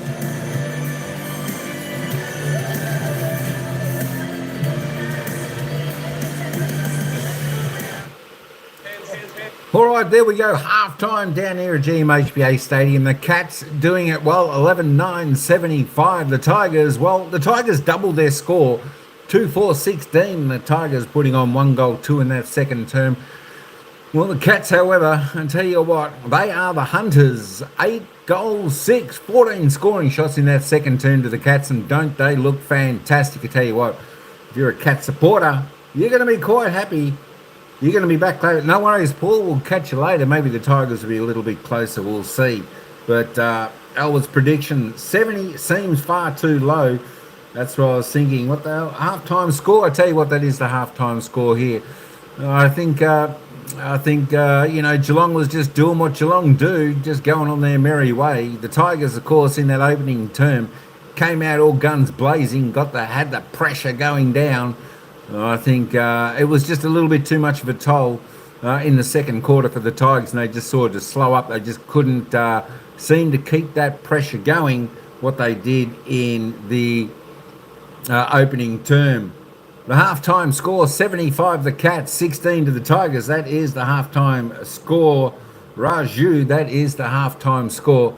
I'll tell you what, this margin looks like it's going to grow out and grow out substantially. Of course, Paddy Dangerfield, we saw him on the bench getting his hammy rubbed down. As I said, if there's any thought or feeling of a twinge or a little bit of a niggle there, they'll sub him out to protect him. But we'll see. I think Paddy will probably see him if he stays on the ground. Maybe we'll see him stay down the forward line for the rest of the game. But I tell you what, the Cats look good, doing it as they like. They roll out of the back half. They're just, tell you what, just a skill of this Geelong team. Looks pretty good. The decision making is fantastic. Look, both teams dropped a couple of marks where they should have marked inside their forward 50, would have given them a couple of extra shots on goal. Close dropped a couple, both resulting in, well, goals he should have got. But yeah, there we go. Anyway, the Cats doing it really well half-time here. And of course, just for all the Geelong supporters, let's put the live ladder up for you at half-time. And of course, that is the Geelong Cats are going to move into second spot. Of course, Brisbane Lions playing later on tonight against Port Adelaide. So that'll be a fascinating game for all the Cat supporters to tune into that one. Of course, Adelaide tomorrow. This is why Geelong need to win and win by a big margin, get that percentage up. If we just turn the live ladder off at the moment, we'll see where Geelong started on their percentage right here at 127.5. Now the live ladder on 132.2. That's about 5% already they've picked up. So they need to continue to lift that because they want to stay above the Western Bulldogs percentage of 133.2, which, you know, come later in the season, that could be very vital. Although, as we know, Geelong only have to play the GWS Giants out of the top 9 teams for the run home to the final. So I think their percentage will lift anyway. You know, look, with the run home, I think Geelong will probably end up running in second spot. As much as we thought, you know, it could be Adelaide Crows or the Bulldogs. Teams like this, even Brisbane, I think with the run home of Geelong, the way they're going, I think they might end up second on the ladder behind Collingwood, so it should be fantastic. All right, we'll come back to the player stats in a moment. Let's just head back to the commentators for a little bit of analysis on the opening half. Lead over the Tigers. They are doing it comfortably. Chris Scott would be pretty pleased, I suspect, Nathan Buckley, with everything that he's seen in that first half. Almost everything. He went in there and he was talking to Reece Stanley about that last little chip inside, I think, that he's got his defenders to go to. But that's why this team is such a high-performing team. They are perfectionists. They're looking for perfection, but, geez, they do a lot right. Post-plus performance of the first half. It's hard to go past Jeremy Cameron. He's been involved in everything. Anything he hasn't done is completely finished off the work. He's kicked 2 goals, 3. He has, and like whether he's starting as a tall forward, as we spoke about pre-game, or getting up onto the wing, he's found a lot of the ball, 12 touches, kicked the 2 goals, 3. He's the second highest rated player on the field. His hurt factor is massive, whether it's off the ground, in the air, whether it's by hand or by foot. He's a handful for every opposition. So the interesting thing about the Cats is they have so much flexibility. That man Danger we saw start both quarters in at the centre bounce, and then he'll work his way forward. We've seen some of the smalls go on ball, and we've also seen Jeremy Cameron go up and start on the wing. Yeah, so left to screen, he started on the wing at the centre bounce and just starts running Ralph Smith towards Geelong's goals, which is at the far end. So now that the ball's still in dispute, but Jeremy Cameron is now is taking every opportunity to get his direct opponent in front of the ball, and that was one of those kicks that we saw with Brian Myers, who was able to find Jeremy Cameron as a winger in the goal square. I suspect one of the last things Hugo Ralph Smith wants to do is play key defender on Jeremy Cameron deep in defence. Brian Myers, what about this man? His ability to impact. He's had 18 possessions in the first half, but it's the way he uses the footy. Yeah, look, I think this is one of the great things about our game. I suppose there's a way that we all expect the game to be played, and then there's others that just make it look different. And Brian Myers and his kicking style is very unique. He triple clutched a kick late in that quarter, and he just has so much time and space. His ability to balance up what he sees ahead of the game with the hand to foot skills to be able to get it to his teammates, it's invaluable. 18 touches and just doesn't miss the target. So it's a horrible margin from a Tigers perspective, but they haven't been dreadful. Their effort has been great. They just lack the class, don't they? Well, yeah, we've noted that from the get-go. The first quarter was excellent. They had field position, but they just couldn't score, and they couldn't defend. But like Morris Rioli, who's come in and had a real crack, but then you get Noel Bolter, who misses a couple of opportunities, and they're not quite making the most of what they have put forward. And that's why you get a score like that. I mean, the Cats are by far a better team, better skilled, better structured, and they're more efficient taking advantage of their chances. Plenty more from Super Saturday Live on Fox coming your way after a quick break. Kath and the team with all the latest news from this round. That's next.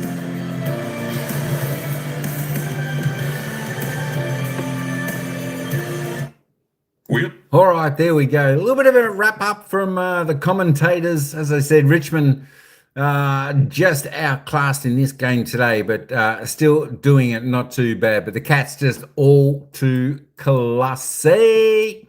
All right, there we go. Well, there you go. They just, Brian, they were just talking about Myers there, just beautiful kick. Handing the ball off, of course, they're just, even some of the players that could well and truly have a shot, they're just trying to lead up their targets and take the set shot and settle it down and give them the best opportunities. They do share it around quite well, the Cats there. That's one good thing about them. All right, let's go back and have a look at the player stats. Did we have a look at the goal scorers? No, we're going to have a look at the goal scorers now and some of the team stats while we're waiting for the commentators to come on back. Let's have a look at all the Richmond goal scorers so far.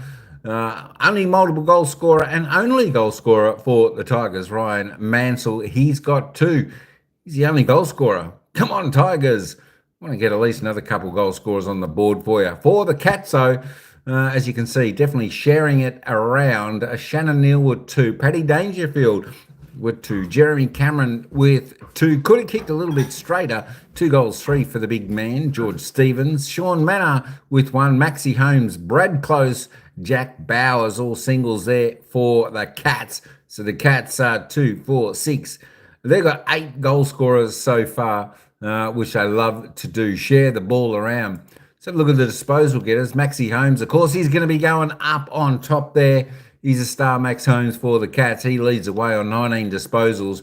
He's had 10 kicks, 9 handballs, 6 marks, a tackle, 3 clearances. He's kicked a sausage roll as well. Well done, Maxie. Graham Myers, as you were talking about, well, he did kick a little bit skew-if. He's had 18 disposals, 4 clearances, just the 2 behinds. If he kicks a little bit straighter, he'll snare one, I'm sure, in the second half. Tim Taranto, the best for the Tigers, on 16. As we're talking about, folks, there's a lot of sharing about with the Cats. You know, they don't really like to have any really one dominant player out there. They love to share the ball around. That's why we see all players under 20 disposals up until halftime, even though the domination of the Catters so far. As I said, Tim Taranto, best for the Tigers on 16, 4 kicks, 12 handballs, 3 marks, 3 tackles, 3 clearances. Reece Stanley there on 14 for the Cats. Jacob Hopper, who usually goes pretty well, next best on 14 there for the Tigers. Jeremy Cameron, there we go, 12 disposals. Tell you what, he's looked lively out on the field today. He's looked really good with his 10 kicks, 2 handballs, 6 marks, 2 goals, 3. Come on, Jezza, a little bit straighter, although I think he's going to probably run away with a Coleman medal this year, it looks like. Unfortunately for some of our star players like Jamie Elliott from the Pies, but Jeremy Cameron looks really good. Let's head on down. Vlosston were just 9. Prestia were just 9. Needs to lift a little bit more for the Tigers, get his hands on the ball. McIntosh with 9. Oliver Dempsey there trying hard with 9. 5 kicks, 4 handballs. Paddy the Dangerfield. There we go. It was great to see him start off in the centre bounce in that second term with 9 touches, 5 kicks, 4 handballs, couple of marks, couple of tackles, couple of clearances, and a couple of goals for Paddy, the Dangerfield. There we go. Tell you what, everyone loves Paddy, don't they? Sonsei just with the 8 there for the Tigers. Nan Curvis just with the 8 touches, 4 kicks, 4 handballs, 24 hitouts, 3 clearances. Trying his best. As he always does. Brad Close there, the 8 touches, 7 kicks, 1 goal for him. Tommy Stewart working hard back there with 7 disposals, 6 kicks for him. Morris Rioli a little bit, Morris Rioli was doing real good things with his pressure acts out there in the opening term, a few in the second term. Need him to continue that on in the third and final term for the Tigers. Most importantly, the Tigers just don't give up their pressure and don't give up and try not to run out of legs. Keep doing what you're doing. Forget about the scoreboard. Just continue to work on what you're doing out there, Tigers, because it's all about the future for them.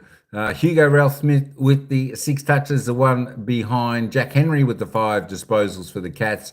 Oliver Henry, still waiting for him to hit a sausage roll, just the 4 touches, 3 kicks, 1 behind. Noel Bolter, well, Noel Bolter just dropped a sitter down forward about 20 out from the Tigers' goal, which would have resulted in a goal, but unfortunately he dropped that. Mitch Duncan still not yet subbed into the game, so Geelong haven't played their cards there yet as well. Just looking at the team stats. Let me just try and load this up. There we go. That's better. As we have a look at the team stats at halftime, it is, what's that, 50, 53? 55, plus 55 in the disposal count to the Cats at halftime. The kicks 50 odd, and of course, just the 4 handballs. But Geelong really linking up well with the handballs, precise handballs, hitting their targets, getting that link-up chain through the corridor like they like to do, and we love to see them run. Inside 50s, well, you wouldn't read about it. It's only plus 9 to the Cats. The Tigers have been inside 25 times, so they're having their opportunity. Only 6 scoring shots, so whereas the Putty Cats, the Geelong Cats, 34 inside 50s, 20 scoring shots. That's fantastic. Fantastic. Disposal efficiency, let's have a look at that. Cats doing it well, 76. Tigers slightly under, want to raise that up a bit, but the disposal efficiency, I should say, inside the forward 50, look at that, 67.6, well above team average or season average for the Cats, so they're doing exceptionally well. Free kicks, well, the hometown, they love it. 11-5, Cats on top there, plus 6. But the free kicks, you know, the umpires, I think they've umpired this game reasonably well. Tony 35 said 90. I think you'll be hitting that. You should be hitting the 90. What is it? 20, 55, 59 points at the moment. That's only 31 points. You would have to expect the Cats will hit that margin without much trouble. You would think they're Tony 35, and you can collect your juicy odds and your bet. Fantastic. Well done. Let's hope that gets up for you. Looking at the stoppages, well, it's actually the Tigers winning the hitouts plus 5, 26-21, but it's the Cats in the clearances, 26-17. Centre clearances, the Cats just the plus 3, so Tigers doing a reasonably good job there. Stoppage clearances plus 6 to the Putty Cats. There we go. Contested possessions, 76-61, it's plus 15 to the Cats up until half time. As I said, it was really good contested game up until half time, and then a sort of well, the Cats, as I said, the Cats just took over. Some of that pressure just dropped off a little bit from the Tigers. As I said, you know, that's the difference between good sides and up and coming sides. The good sides, they can maintain that for 4 quarters, put in 4-quarter effort, and more or less keep the pressure up for those 4 quarters. And this is a little bit of momentum change where they're chasing a bit, but the Cats doing really well. There we go. Uncontested possessions. Well, the Cats just controlled that second term in every aspect of the game. How long left to start? Let's just have a little bit of a peek. There we go. About 3 minutes until the bounce of the ball for the second half. Not too far away. TRXTN. Not too far away. Just enough time if you want to put the kettle on, make a cuppa and come back. The game would be ready to start. Uncontested, as I said, plus 42 to the Cats. Took control of that second term, and they were the hunters in that second term. Turnovers, well, it's actually not too bad from the Tigers at 32. Nice and low there for the Cats. That you got to like that. Only 27 turnovers, so they're really clean with the ball, making fantastic decisions. They are a good decision maker, and as I said before, they're really clean with the ball. The Putty Cats, just with the you know, the skill of the Cats, cleanliness, the uncontested possessions, taking control. The mark doing a bit of that chipping stuff. They don't need to do too much chipping. They're still going long down the line through the corridor. Cats 67-37, doubled the Tigers' marks, plus 33. Marks inside 50. The Cats doing that well there, 10. not far off season average already up until half time. The Tigers, look, they're just struggling a little bit for their forward. As I said, this is one area that they probably need to go to the draft and have a look at some key forwards down there. As I said, it's actually a good opportunity with Lynch out of this squad just to see what they can do down forward. I know they got throwing Noah Bolter down there, but I think they still need a couple of more key forwards down there, even a couple of crummers to do the job down there. Contested marks are a little bit stronger in the contested marks of Cats, 7-1. And of course, the tackle count, there we go. Half time, not too bad, 38-30. So fantastic from both sides, going above season average. And of course, as you see, season average for the Cats, tackles inside 50, 14.7. That's a pretty high number compared to most other teams. Geelong going on the season average, of course. There we go. They don't often turn the ball over in their forward 50, always trying to control it there. The Tigers just the one. They need to put more pressure on. They need not just going for the ball and contest the ball down their forward 50, but their second and third efforts, they've got to lift that part of the game and put the pressure back on and put the tackle count back on. But there we go. That is the halftime score. A little bit of a wrap up of halftime, folks. I hope you're enjoying the game, especially if you're a Cat supporters and those who have got a little bit of a wager on this game. Hopefully your wager can come on. As I said, for a Tiger supporter, don't be too disappointed. Don't even look at the scoreboard. Just have a look at how they're playing. As I said, they're doing a lot of things right out there. They're pressure acts. This is just a young side that's going to take a little bit of time to grow. And of course, they'll just get better and better in time. All right, let's head back down to the ground. M. King, to be fair, it's probably not in Tigers forward 50 that much. Yeah, look, they've had where is it? Team stats. They've still had plenty of inside 50s. 34 Cats, 25 to the Tigers. So it's only plus 9 to the Cats. So they've had in there still a fair bit, going above season average of 44. So, all right, let's see what they can do in the second half. Let's head down to the ground for the bounce of the ball for the third quarter. To spare. So Tom Atkins' watch, personal record is 23 tackles. Had that in the VFL game for Geelong here, which is one of the reasons that they plucked him out of the VFL. And there he is with two straight away to start the half. Back to back. McIntosh to Blight. Mansell. Prestia danced away from, he didn't dance away from Holmes, who claims insufficient intent. And Dion Prestia, who only 3 flags in his first 4 seasons after crossing to the Tigers from the Gold Coast. Life was a little easier then, but he's fighting it out as senior players that have stuck with the Tigers for the long haul here have today. It's been a roller coaster ride for him. He's gone from the bottom to the top, back to the bottom, and then down to the top again. McIntosh puts his head down. Dempsey went and got the Sharon. Back out of play. Insufficient intent. So Dempsey's intent was to keep playing on, to keep that ball moving, but his skill meant that it went out. Just to follow up on your comments about Tom Atkins, Dwayne. Yeah. He's got 13 at half time. We had 13 at half time. Credited anyone yet? 20 is the record held by Rory there. Okay, so we'll keep a tackle watch tally going, and Jeremy Cameron's the other one. He's a couple of goals away from the 700 club. Holmes towards the wing, and it's a good mark on the back pedal by Trainer. Chips to Blight.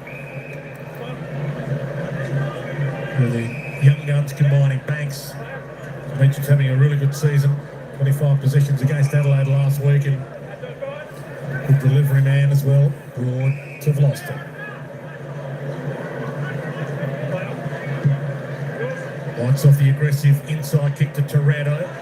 Dangerfield flicked it away. Got all Sharon, no arm. Rioli! Danger, a little double-handed bounce to go with it. Rioli had him cold. Cameron, 2 around him. And he beats them both. He keeps it rolling. Toes inside 50. Ollie Henry put his head down, fed it inside. Christie knew where he was going. Wobbles it wide. Holmes, Rioli, that'll be a good race. O'Connor launches it. Dempsey got the early rise, and McIntosh read it to perfection. Some good intercept marks early on in the third quarter from the Tigers. Just need to be more careful with the ball going forwards. Dorado back to Trainer. That's not careful.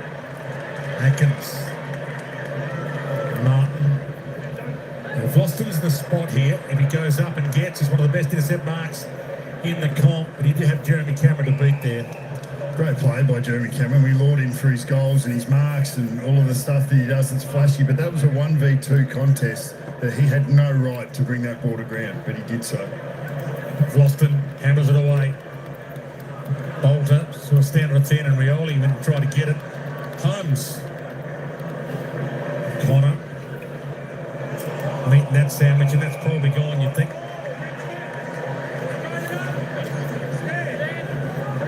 Banks to the open side. Jack Henry, one-on-one.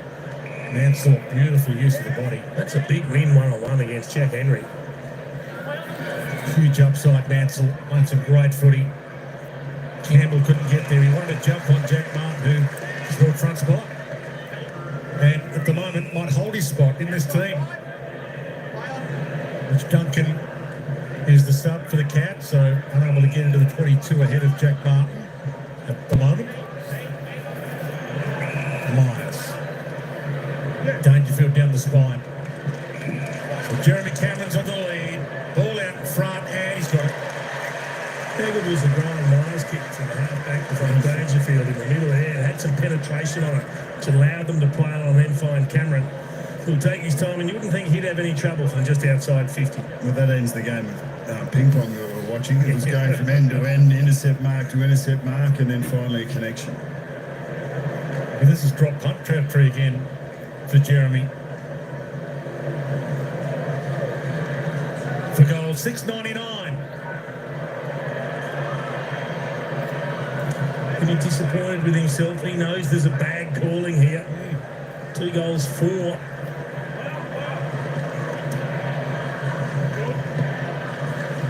Durant.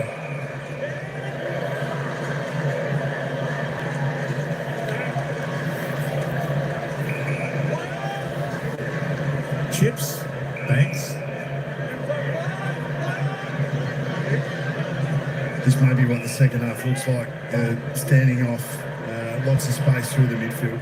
Mansell, the trainer, he got nuts to the back by Dempsey, put him off the kick, and the nuts to the back wasn't enough to be in the back free. Jack Henry Had to be close. Yeah. He was disappointed with the kick. But it looked like he got a good shove in the back. The Cats look like they're kicking with a slight breeze going by the flags here. It's one of the few grounds where the breeze sometimes does blow up. Myers with the outside of his boot was amazing. Stevens gets to the square there. Cameron got it. Thought about playing on. Everything begins with Brian Myers. He's the one that sets things up with his vision when he kicks it. What about the little jink? You got the handball receive, but then it's the jink inboard, because he can go inside out with his right foot, and he can nearly go at 90 degrees if he's kicking across his body. So the flexibility that he has is huge. But this little one here, so a little handball receive, and then an immediate cut to come in, and then that change of angle just opens up the whole forward 50, and then every defender who's positioned relative to the ball is now out of position. Just to be able to caress the ball with the outside of your boot, he's such an enjoyable player to watch. And another great kick from young Stevens too, who's come in. You like he's kicking a goal, and he's laced that one out as well. It's a beautiful kicking style. He's got one of the lower ball drops you'll see in the game. Tyson Stengel out yesterday, family reasons. Does open up for the debutant to have an impact. Banner flicks it out to the Stevens direction. He protected for Stanley. To Myers. Went inside. To Manor. They're lining up. Stevens shook him off. Post. Every time Brian Myers is involved in the play, it results in a Geelong score. It's ridiculous how efficient he is at creating opportunities for other players. Thanks. He's had 10 score involvements, Brian Myers, the most on the ground. Bolter comes down and he plucks this one nicely. Playing to the forward if you joined us late. Heads in the Sims direction. Got a hand, knocked it down to Mansell. Nice palm to Ross, to Campbell. Can't create the miracle this time. Still there though for him. He can get on the end of a handball. Oh, we'll sort it out. Sims did a good job to tap that down. It wasn't really a great kick for him to have any chance of marking, but he knew where the support was.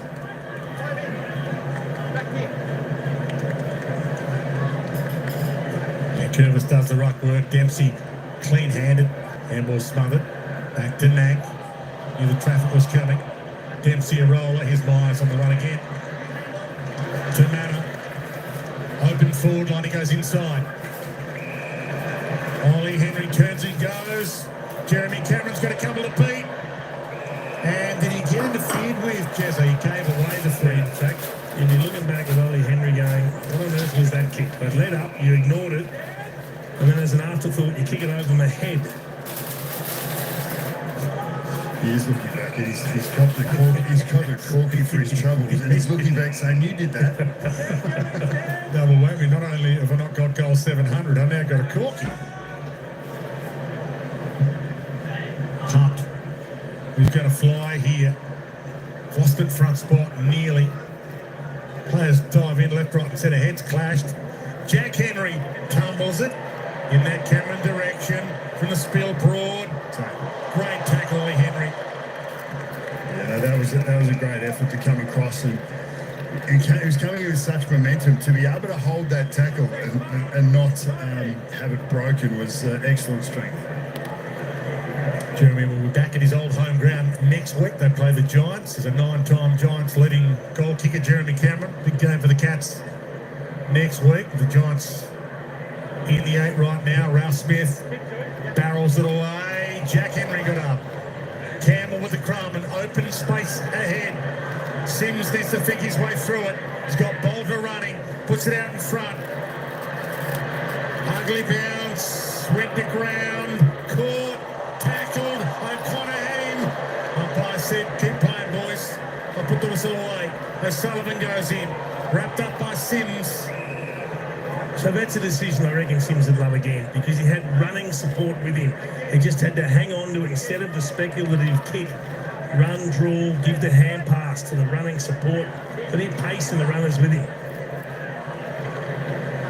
Stanley down towards Myers. Ralph Smith, fall. Who's going to fly here? Bolter did, almost plucked it. Mansell with the crumb.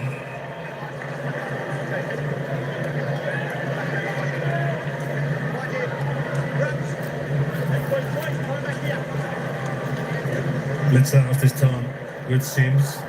Secondary knock on. Toronto played for the 3. Myers. Guthrie, Bowes. Little hesitation step, then the flake. And then Ollie Henry, a nudge. Got away with it. And got away from them. Opens it up with a handball inside to Holmes, who wants to run but had other runners. Mullen never kicked the goal. Hands it back out. Inside to close.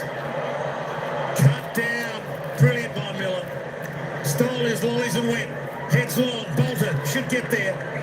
Can they parlay that brilliance into a goal here? Bolter. It's got Algo. Had option A, B and C and went D.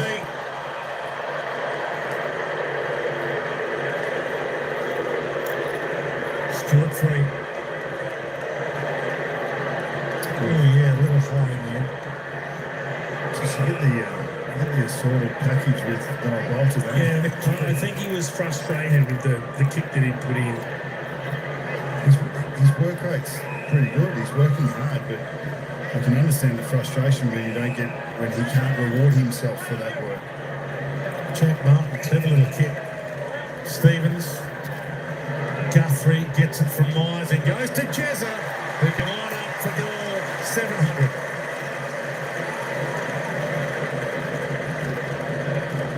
Sixth in the AFL for marks on the lead this year, Jeremy Cameron. He's not a big contested mark beast. Cats don't have anyone in the AFL's top 20 for contested marks. He kicked 4 straight against the Lions last game, 4 of Geelong's 6. Been in spectacular form. There's 26 players all time in the 700 club. He can't quite join them just yet. 3 goals, 5. 51 for the season. That's the other thing. He could be putting a space on the Coleman. Dangerous, but knocks him up by Blight.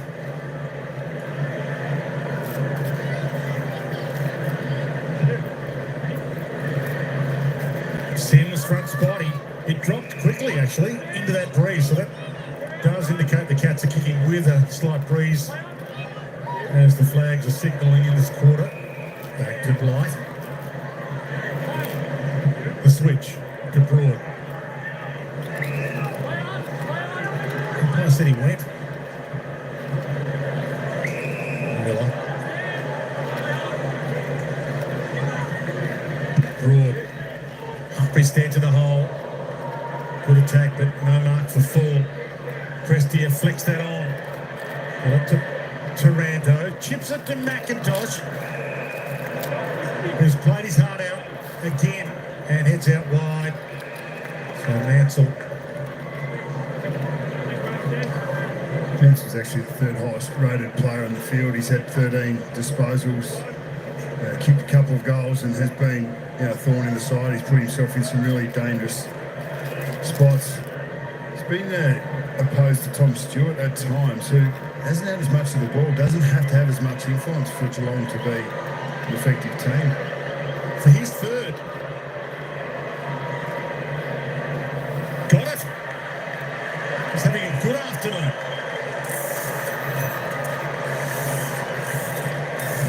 It's an impressive return, isn't it? 14 possessions, 3 goals now.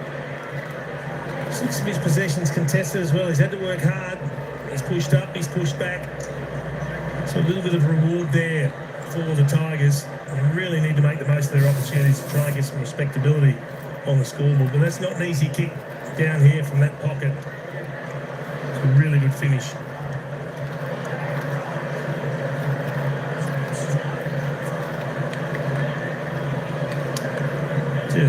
Just losing focus. He definitely wasn't going for the ball, and his eyes were on Tom Stewart the whole way, so that could have been a lot worse an outcome than it was. Well, Richmond already won't have his services for the next 2 weeks, Walter.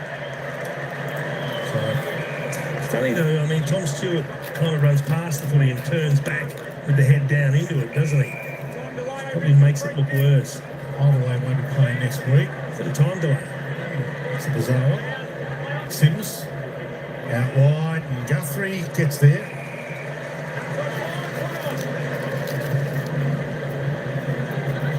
58 from Mullen. Tom Stewart, who's just patrolling the back half and positioning himself in the places that Richmond want to go. I think Zach Guthrie's the other player. He just stands up. He's probably become as impactful as Tom Stewart has been. Stewart, an All-Australian performer over a number of years. And so if he's dropped off a little bit in offensive output, it needs to be replaced somewhere. Banks, good move through the middle. Nice use of handball chain. Trainer, McIntosh. Wow, who did he see there? Or did he kick it to the pocket? That's an extraordinary. He must have seen someone that he thought was wearing a Richmond jumper. I think he was kicking a grass because Tom Stewart has positioned himself exactly where the Tigers don't want him, and increasingly as this game has gone on, the Tigers have taken the extra up through the midfield, and Tom Stewart has been able to drop off and just go to dangerous space. Well, he had a bit of time to look for other options. Well, if this is just, you don't want to be playing this game with Geelong. You don't want them to have the extra number behind the ball, but Richmond are allowing it. It's interesting though, he's only had the 11 possessions now, Tom Stewart, no intercept marks. No. Myers, the premier target hitter. There you go. So we know a lot about that, and we've spoken glowingly about Ryan Myers all game. He just waited. He said, I'm not going to rush the kick, someone will present, and eventually Close comes up on the lead. He's so quick hand to foot that he can make that decision and get it out quicker than most. So he's not going to miss a late lead. No, he decelerated and he waited for the right option. It might even be coached and practiced and drilled. Right close number of their rookie picks. It's been elevated over time. Yeah, Close to full as well. Really close to the man on the mark. Wasn't confident with the distance.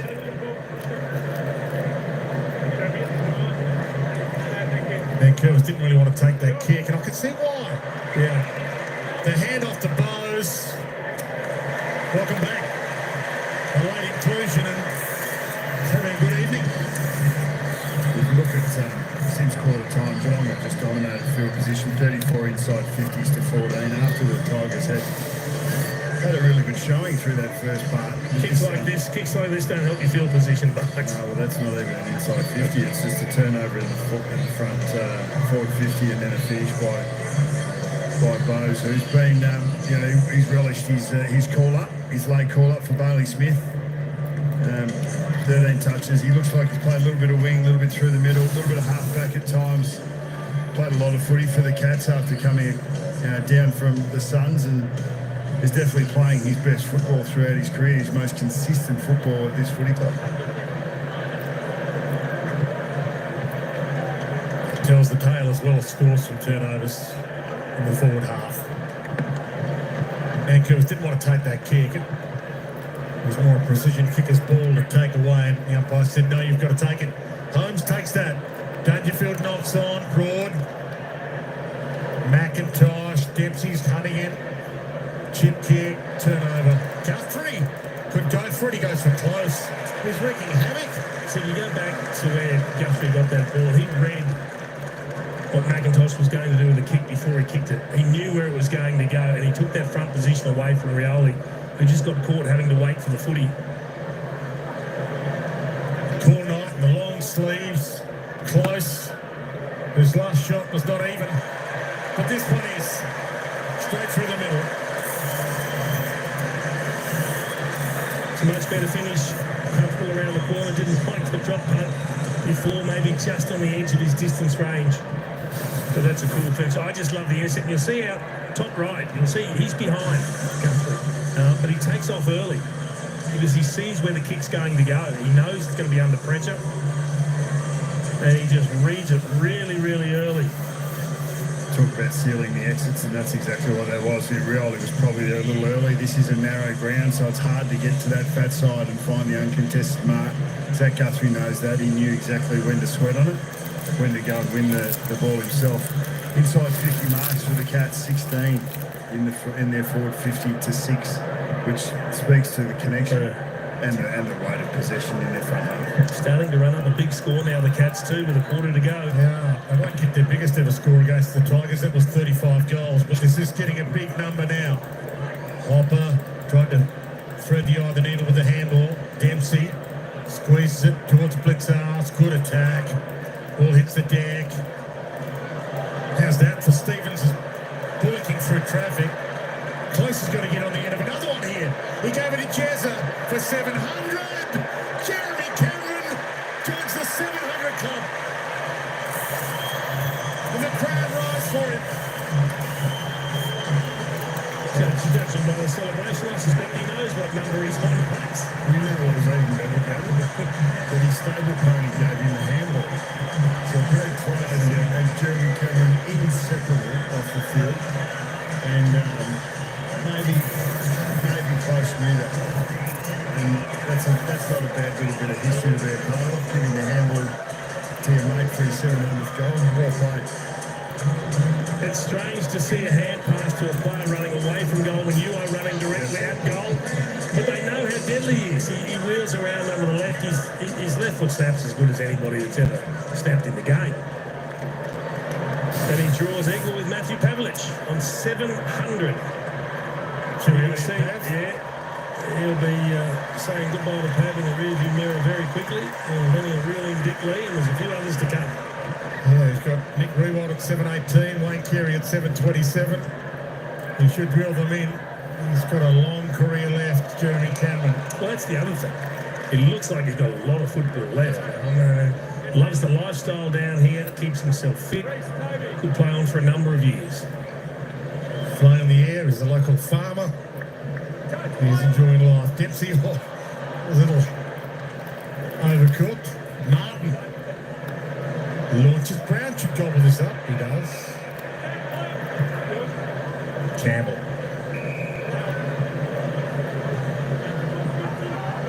Mansell. They have developed some players there. Adam Muse's got a bit to work with in year 3.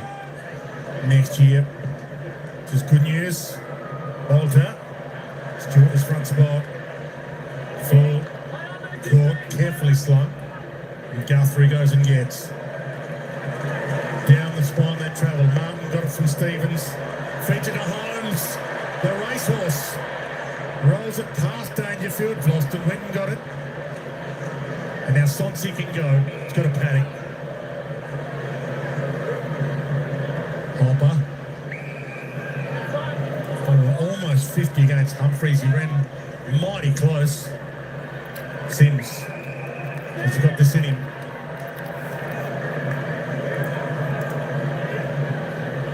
Back pedals. He thinks he might. There'll be some sort of kick from there. At the very least, he's taking his 30 and hoping that someone's going to set up for a spot kick. He's kicked a couple so far in his career. Head to the square and front through by O'Sullivan.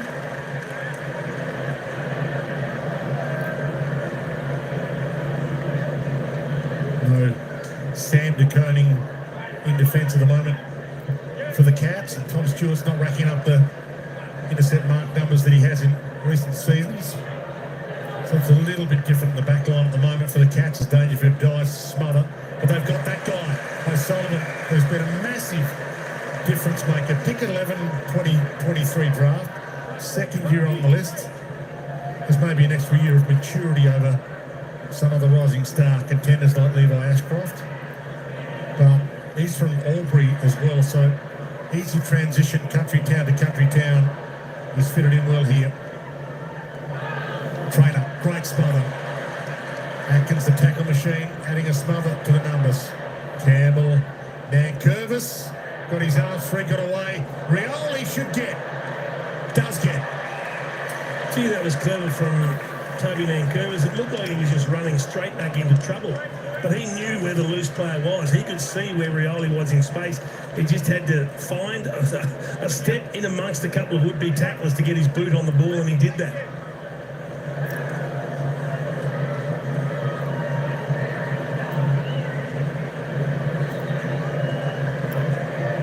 42nd game for Morris Rioli, 6th for the year.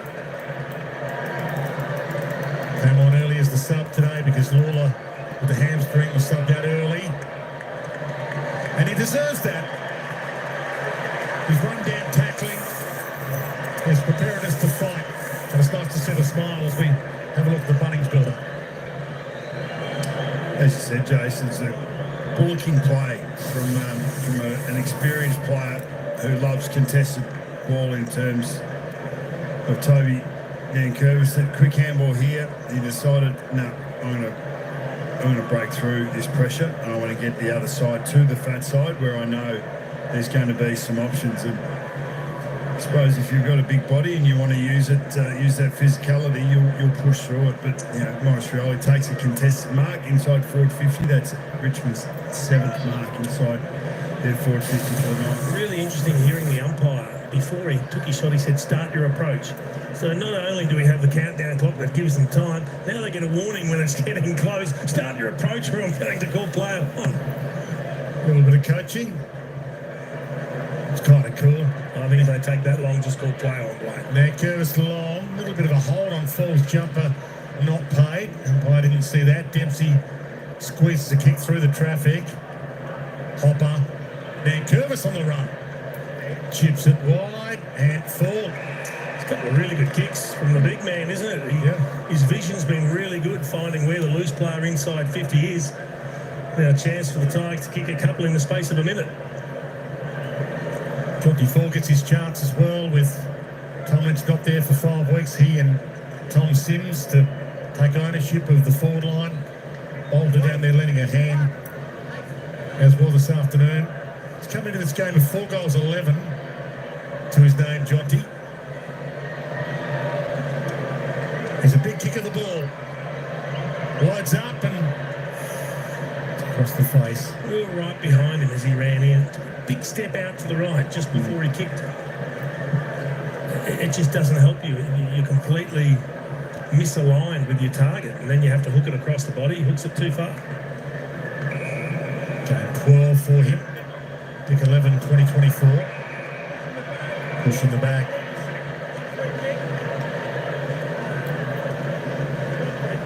Inside a minute to 3/4 time.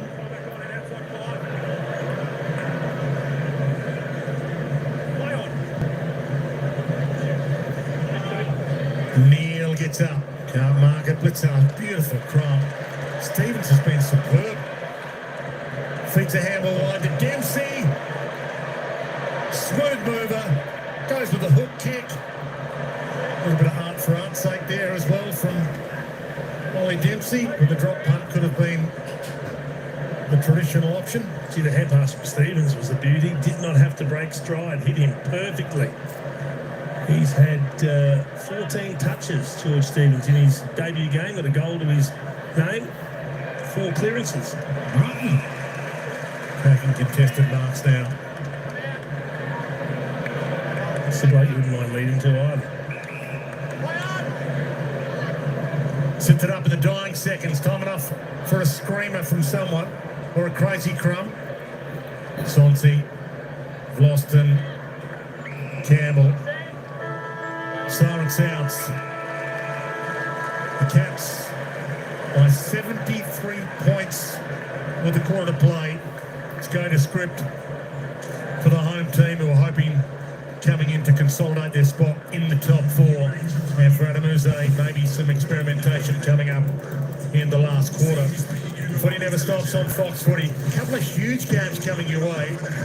St Kilda, could they cause an upset against the Hawks? And Port Adelaide, could they do likewise against the Lions to keep their season alive? All right, there we go, 3/4 time. 15-13, 103 the Cats, 4-6, 30 the Tigers. Tigers were a little bit better in that quarter, although I think Geelong sort of took the foot off the pedal in that third term.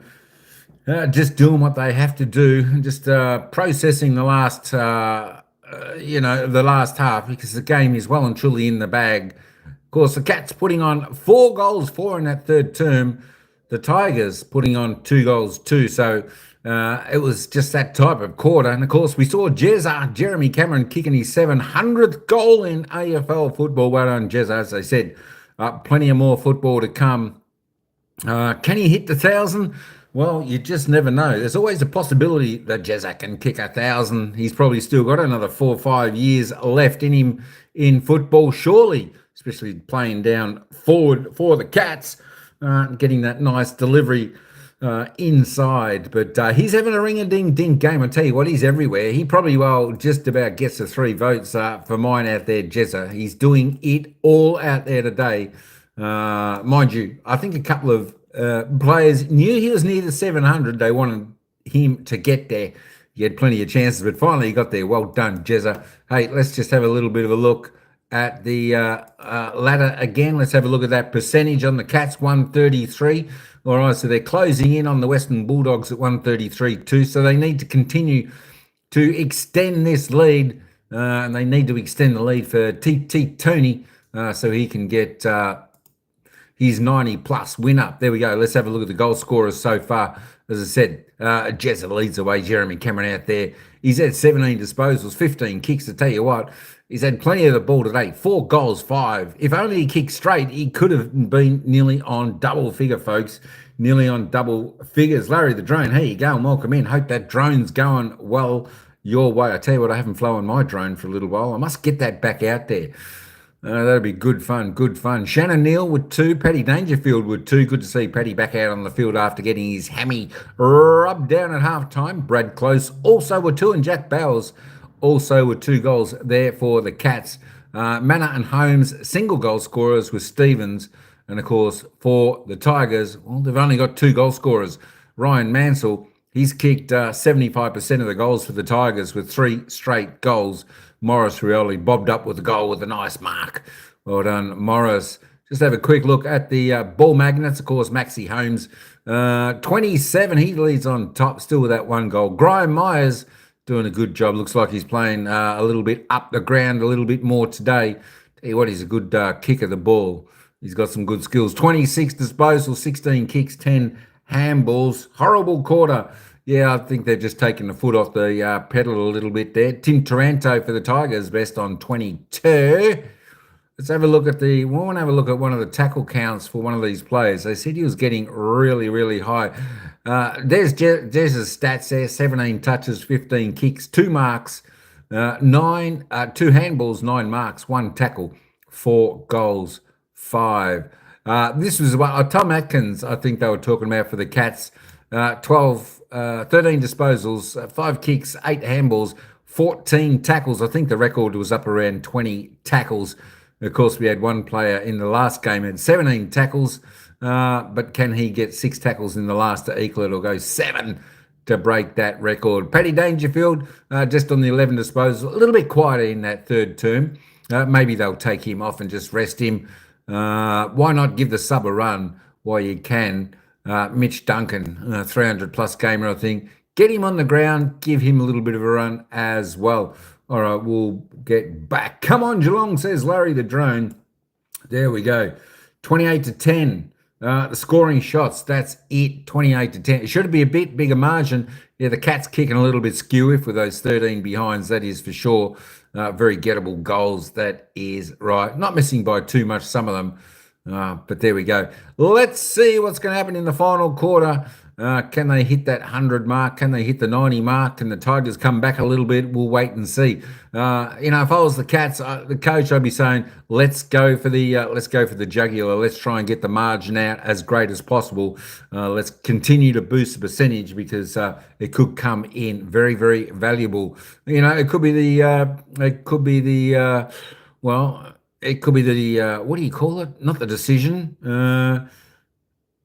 It could be what makes or breaks if they run second or third. There we go. That'll do, just for the percentage. So the Cats will want to keep on hunting the Tigers and continue to stretch this margin. All right, folks. Hey, let's head down to the final term for the bounce of the ball, where it's the Cats by 73 points.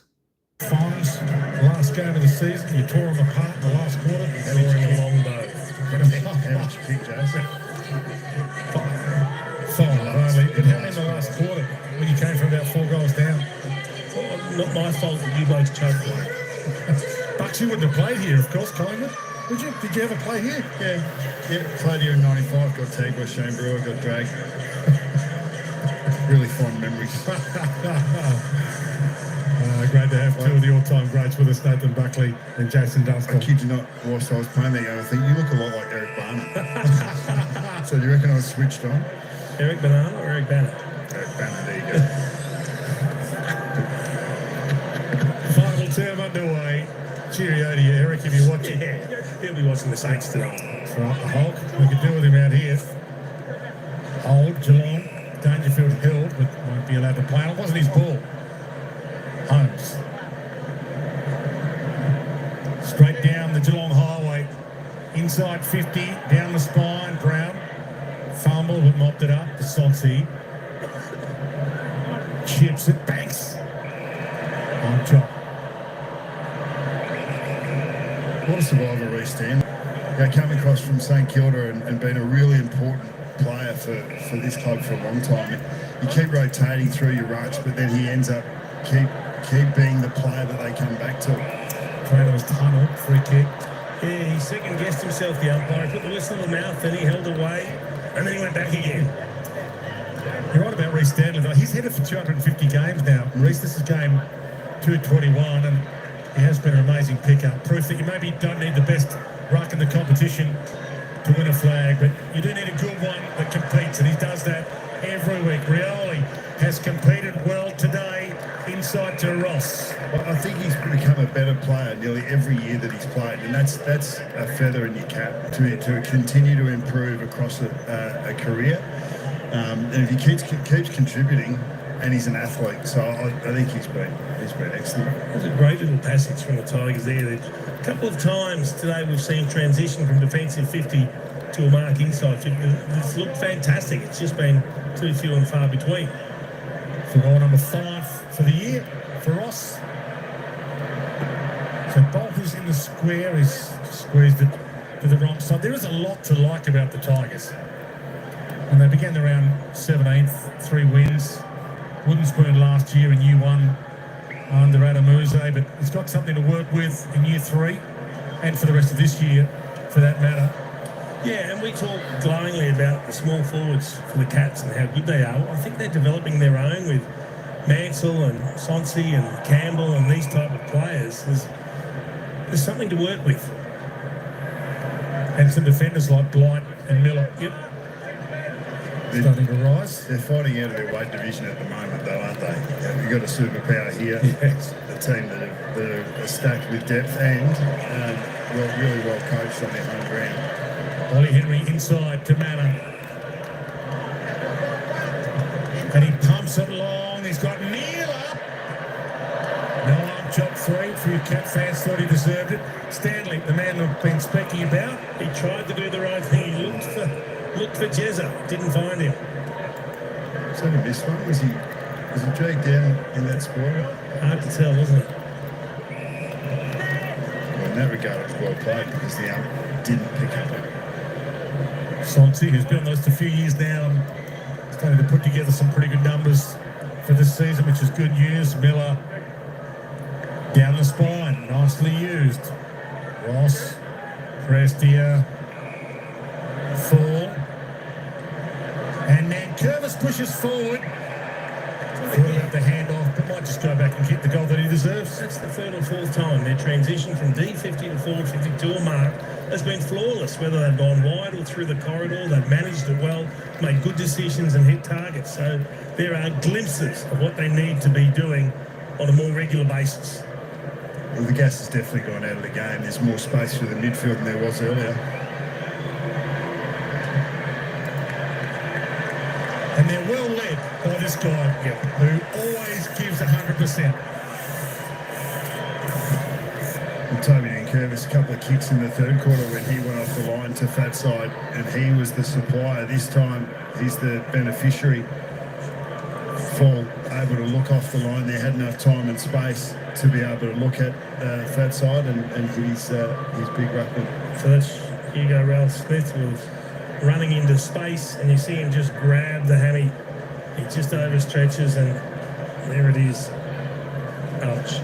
So he's off ice on the hammy. So he'll miss hopefully only a couple of weeks. So Richmond have Essendon next week at the MCG, and then the West Coast at Optus Stadium. So a couple of games where they could win and maybe move this way up the ladder a little. Maybe not so much of an advantage moving up the ladder when you know you're going to get the #1 draft pick for finishing low, but you wouldn't want that on the resume to have back-to-back wooden spoons. And not with young players, Dwayne. You've got to teach them how to win. They need that sort of nourishment. Dangerfield tried to slip it out. Trainer stole it, gave it a dank, a dainty little kick just over the head of Bolter and Jack Henry. Just wrap up a bloke. Ducks him. That's what it does. Finesse, maybe not his thing. Finesse is Myers' thing. Doesn't matter. And he let it like a cat and goes a couple of bounces. Pumps it. Ollie Henry started to find it a bit. Getting some form back, and he had Neil in the hole. You talk about your transition. That was too easy. And once again, just about every chain was involved. Brian Myers. Sean Manor involved as well. Continues to make every post a winner. The Cats have had 15 rebound 50s, gone end-to-end 6 times and scored 2-2. Tigers, on the other hand, they've gone 7 end-to-ends for 1 goal 3, so it's just that efficiency at the end. So Shannon Neal for his 3rd and drills it. And he's looking better by the game. Hard man to replace Tom Hawkins, trying to be the next Elvis in Memphis, but he's having a pretty good year. He's a very different player to Tom Hawkins too. See what he has got. He's got a leg on him, and he's got a beautiful kicking style as well, a good technique. And he can kick it from 55 pretty comfortably. Really poor defence there, and communication between Lawson and Blight. They just needed to split the difference there, cover the hit up, one cover out the back, but they just weren't able to connect early enough and communicate early enough to get that done. Interesting to see who they take off for Mitch Duncan to try and get him back out. Dangerfield's still getting some work done. Mitch Duncan came on as the sub last game in the third quarter against the Lions, and there's been a 15-day break since that game. Cats coming off the bye. They haven't looked rusty at all. Stevens has looked brilliant. Slick-handed there to Holmes. Martin off half-back to Cameron inside 50. Vlosten tried to get it away. Cameron tried the big don't argue and got an argument.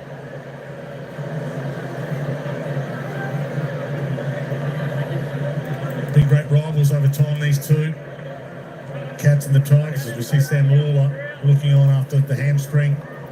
Great recent rivals. As I mentioned, they've been meeting on Saturday afternoons, these two, since 1908. Way back then, it was down the road from here at the Corio Oval, Punt Road Oval, quite a few of those meetings. Bowes dragged down.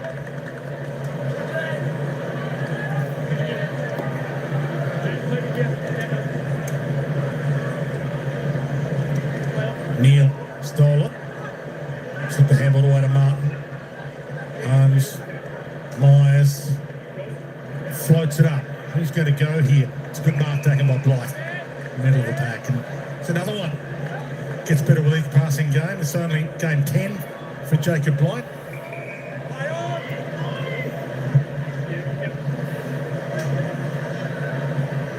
Clears the pack. O'Connor. Happy to wear the contact. And it's another one. Mark O'Connor for the Cats have kind of just found one of the most amazing examples of modern day Irish talent, really, when you can come over to Australia and play just 4 VFL games before you get your first senior game. It was made for our game. Campbell. Ross. Worth the try for Mansell. It's interesting when he came over, Dwayne, he started out as a hard tagger, didn't he? Yeah. And you see them doing a little bit of that education now with O'Sheen Mullen doing the same thing, and then get more expansive in their game off the back of that. Got a tradition as well, the Cats, if the Irish players want to go back and play in Ireland in the off-season, they're allowed to play a game or two. It's nice. Stevens inside to Mark. Just tell them to play a little bit bruise-free. I don't think you can do that in Ireland, can you? O'Sullivan. Guthrie. And now into the corridor. Mark. No one comes at him, and it's 50, is it? Gee, that's... Well, it seemed a little harsh, but that's the rule, I suppose. You maybe don't hate the decision, just hate the rule. Well, Mansell was coming from behind him and saw that he was about to play on. So your natural urge is, you've got to chase, because he's about to go. But he hadn't crossed the mark, and he was still coming in from behind. You can see Mansell there just on the move because he thought he's about to play on, but then he goes, oh, I can't go in, but I'm too close. Possession 21 coming up for Jack Martin. Would be an amazing sliding door story if he played in a flag after being told his services weren't required at Carlton. And that is his first goal as a captain. But he's been managed really well this time around, and this is probably what Geelong do better than any other club, is they bring talents into their organisation that might have flaws in different areas, and I think with Jack's, it was his availability and just a little bit injury prone over the last couple of years, maybe a little bit longer, but they've been prepared to invest in him probably at lower cost than market rate, and then get him fit, get him firing. I think playing him off halfback's a really good idea. Get the ball in his hands, get him a chance to run. And I thought he's run really hard tonight. It looks like he's confident with his body, which is a great sign for the Cats. Sometimes there are players that have moved from one club to another, sometimes a couple of clubs, and they just find the environment that suits them the best, that gets the best out of them both physically and mentally. It looks like that might be the case for him here. Shaken Stevens doing it again. A little handball out of the middle, goes back and gets it. He's enjoying his first game of AFL footy. And when I say that, there's nothing wrong with the environments they've been in. It's just that some suit certain players more than others. Banks got it from Prestia. Heads wide. A fumble from Bose. He's on the arrow. So far today, Hopper. It's over the head of Rioli, and the man was speaking of Martin. Turns it over again. Lost it. Prestia gets it back. Got a few options. Rioli. No one's in the square. He floats it up high. Humphrey's brilliant smother. Just swiped it away.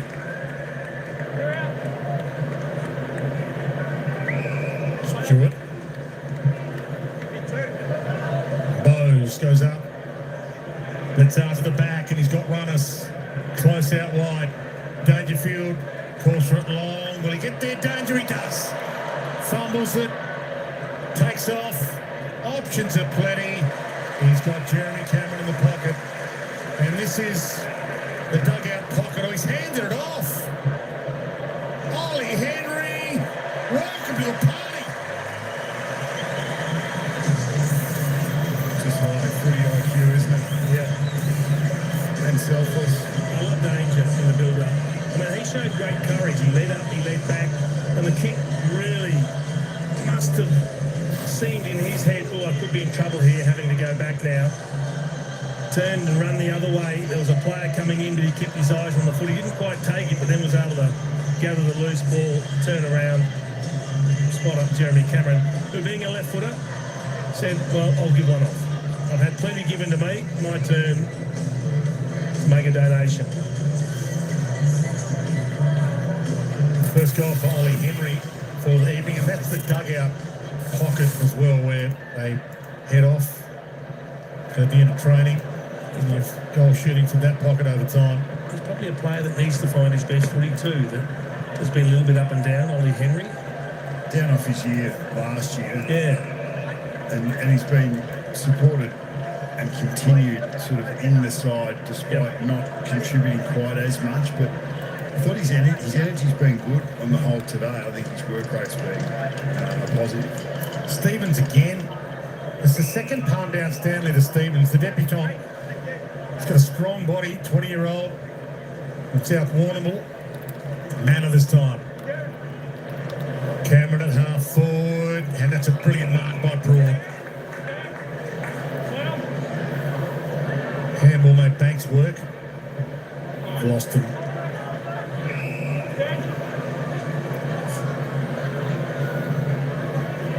These two teams do meet again this year, which might surprise a few to hear that. They meet again in round 24 at the MCGs. That's a good play from Guthrie. Cats on the hunt for a top 4 spot or maybe top 2 spot by the end of this home and away season. Broad flicks it out. Dangerfield fights hard. He got face planted. I said no. Pick the grass out of your teeth and get on with it. It's like a wild animal in the Bulls there, he won't know. He just goes at it. He knows no other way. Uncompromising with his desperation and context. Manor. We call it a kick. He's got it again. Goes to Dempsey. He rolls it. Cameron. He flings it. Blight. That's a legal handball to Sonsi. Rioli. And they still haven't brought on Mitch Duncan with 10 minutes to go. The sub.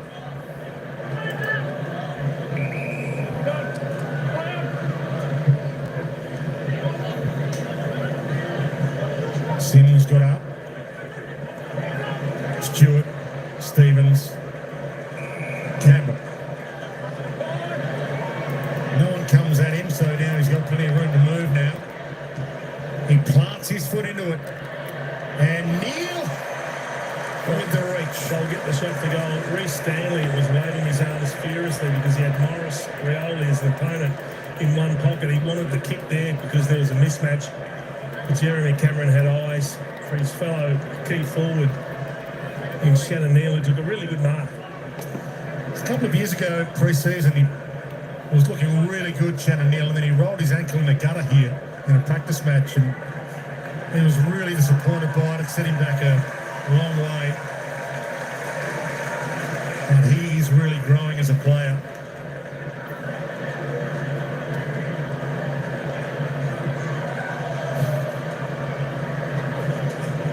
Watch the face. Can make the most of it and get 4 to his name. He's got 3-1. Just Jeremy Cameron just popping up in the centre square. Yes. He just finds himself everywhere. Either deep forward or then up in the midfield, just a moving target. Good crime, Rioli on the move, and he gets it back. Brushes a tackle and gets it to Mansell, who can go. Set up beautifully. Mansell back pedals. Thumps it long. Fall! The rise of fall? Maybe. In the closing stages, a couple of big grabs forward. Sitting duck there, Lawson Humphries directly under the ball. It wasn't a bad entry in the end, if that was deliberate to sort of to put it on top of the Geelong player who looked like he was free and in an intercept position. But that was a great mark over the top of a relatively defenceless Geelong defender. It's game 12, pick 14 in last year's draft, and he's got a huge upside as well. Johnny Ford. We just saw the stats there, 4-13, now 5-13 for the season. It did bring a smile to the face of the Tigers coach when he took that mark. Adam Eze, I thought, yeah, that's nice. He just attacked the footy, and you're right, Bucks. There's nothing worse than when you're a mid-size, you're filling a hole, and then you've just got to stand there and wait because the ball's landing on your head. So originally he didn't quite know what he was going to do with it, then he just kicked to the hot spot. And I love the way he tracked the ball with his eyes. So he kept in contact. He was moving, he was giving options, but he kept looking at the ball carrier, so he knew as soon as the ball was kicked where he had to get to.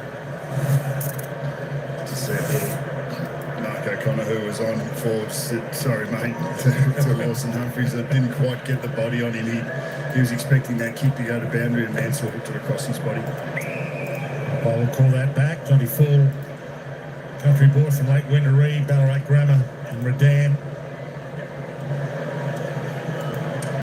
Has a chance to, as we mentioned, own that forward line. Whilst Lynch is out. Ross, caught, ball. Atkins had another tackle. That tackle count. Holmes. Neal got up. Henry lays a tackle. Ball comes out to Stevens. Stanley.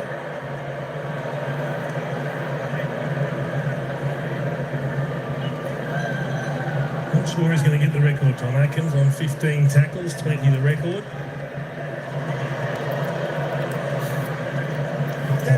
Dangerfield ran into Boston again. Keep finding each other. They do. Old scores to be settled. Rioli was clever. Fist of Bolter. What have you made of the debutant Bucks? It's been, I think, a pretty impressive opening display. 18 possessions, 5 clearances. He kicked a goal. He's had 13 score involvements, actually the most on the ground. Yeah, he's been excellent, both in the contested elements of the game, in stoppage, and obviously with clearance, but also his foot skills, as we've highlighted. Find a bit of time and space, he puts teammates into more space. And there he is on cue for you, getting over clearance, although that one won't end up in a score. But they're trusting him enough to not only start him in the centre for bounces as a debutant with 20 years of age, but they're palming to him a lot. That's big, but 13 score involvements, one ahead of both Brian Myers and Jeremy Cameron, who've had 12 apiece. It's a great effort. It was good size. And Mitch Nevitt's another one that was playing a lot of footy in the midfield earlier this year, so they've got some young players that they've given a lot of trust and faith to through the midfield. There's Stevens again on cue. To Atkins, to Myers. So Nevitt couldn't get a game today. Guthrie has launched that, gone long and strong. that takes it out. So you never couldn't get a game today. They've got Bailey Smith, who is out with illness, to come back in, and Tasha Stengel, who's out for family reasons, to come back in next game. Sander Koning, you mentioned. Yes. So there is pressure on spots here. Next game is against the Giants at Giants Stadium for the Cats. And as I mentioned, they've got a relatively easy run. They've got St Kilda back here at GMHBA Stadium after that, and then North Melbourne at Marvel. It's a great pressure to have on the players. It just means play well. All your spots in jeopardy. Not some players, but some of the peripheral and core players. Well, I mean, even a guy like Mitch Duncan in game 305 tonight, who's going to get picked. Who's sitting down there going, why aren't I on getting a chance? Yeah.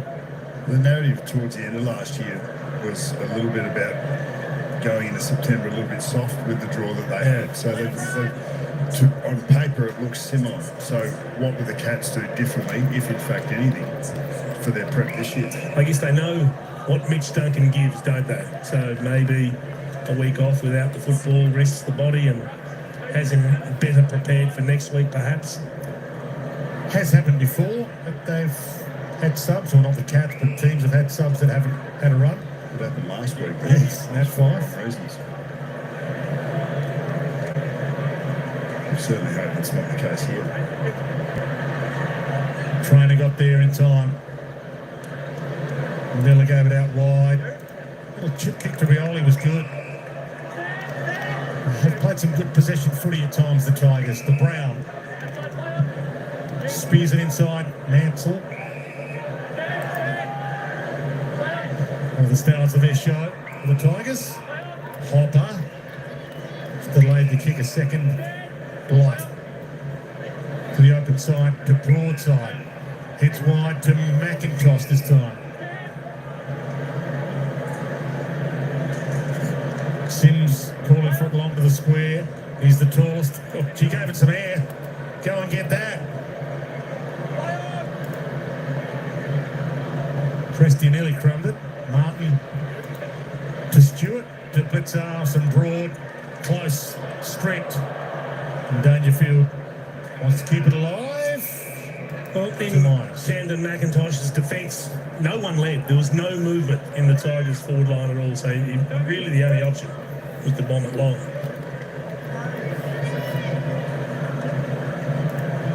It hasn't grown the margin to crazy proportions. 79 points now, which is pretty much what it was at three-quarter time. Ball back into play.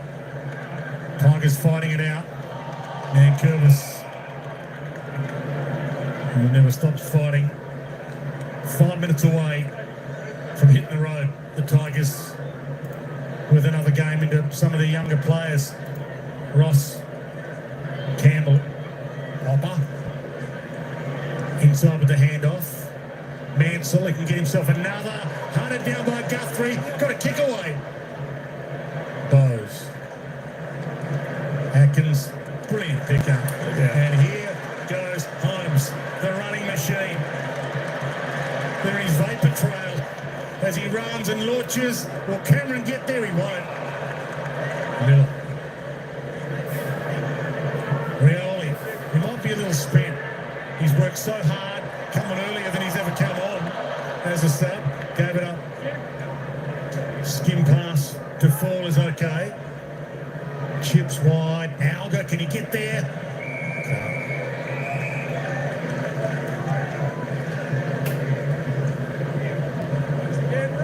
And a strange anomaly with the AFL fixture.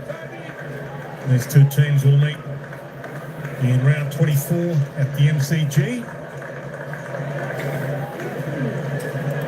As Geelong works its way to its finals appearance, you would think, and works its way to a win tonight in Chris Scott's 350th game as a coach. There's Ralph Smith and Sam Lawler, who've got the injury issues. Atkins with his 17th tackle there, Dino. Okay. Hopper. Inside kick is, well, it looked good, and then Martin got there to cut her off. Blitzarves wrapped up. Gave it back to Martin, who is playing like his life depends on it. Bowes with the outside of the boot. Lost him. Chris Scott, 350th game as coach. Tonight, one of only 19 coaches to 350. He's 68% win percentage, the highest of the 19 coaches. And for the record, only 5 of those coaches have coached 350 at one club. So he is one of the all-time greats. Chris Scott, certainly Geelong's greatest by many numbers. Rioli. Ross.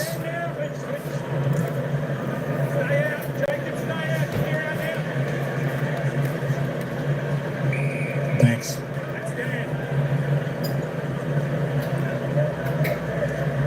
Well, just dropping in to protect space at the moment for the Cats. Everyone's been gassed. Brown. Toretto offered a good lead, got ignored. Maybe he thought it wouldn't have been paid for 15 metres. Cracked that long. As mentioned, his dad was a bit of a cult hero. Tom Brown's dad, Paul, here, 84 games for the Cats, much loved. He'll be in the house today. I better guess the distance one way to bounce. It was just a nothing kick in the end, though, wasn't it? Unfortunately. It wouldn't have been if it had gone straight. Well, it wouldn't, but it was about 20 metres off going straight. Stanley gets there. Atkins was better off letting someone else get it so he can tackle him. Here he goes. He attacks Sonsi, loops over the top to Ross. It's a 2-on-1 in the goal square. Cats with the 2. Thump through. He's become a really consistent player too. Sullivan, he hasn't had a lot of the ball, but he's been very good in the contest, done exactly what's been demanded of him. He's good size and a good athlete too. He is. Banks. Campbell. Hopper was clever. Out wide to Banks. Being hunted down from behind. Sissels in to Mansell. Back to Banks. Caught, got a kick away. Rioli. Got a clip to the ear. That'll work. Play on advantage. And Brown kicks the goal.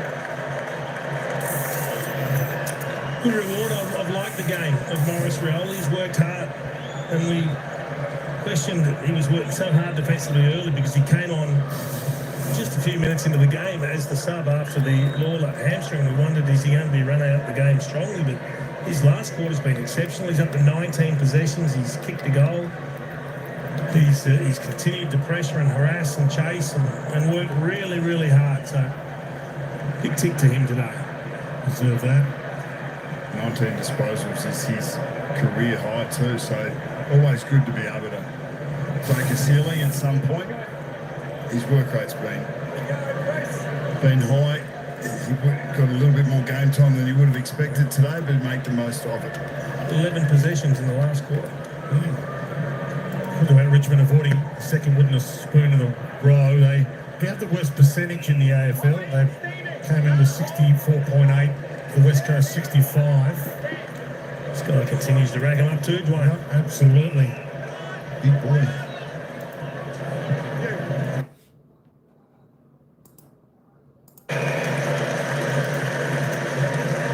Guthrie's aerial powers just continue to grow as his career has gone on.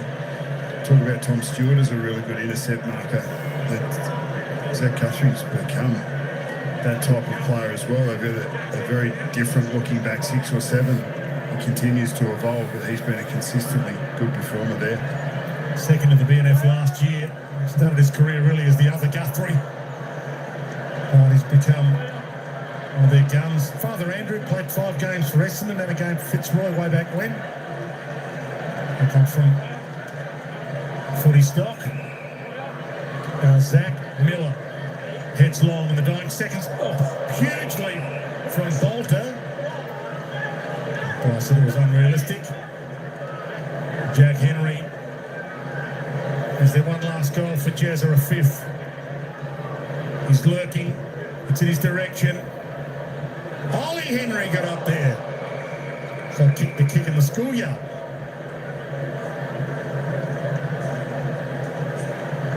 Well, they got the job done, the Cats. It's getting tight in the shuffle up for those inside the 8. If the Cats had lost this, it would have been dangerous down the bottom end of the 8. But they grabbed the 4 points. Have added some percentage. Richmond 3. And it's a win for Coach Chris Scott in game 350. It's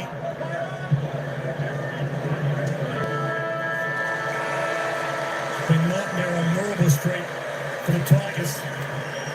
But for the Cats, it's the win they had to have. 72 points.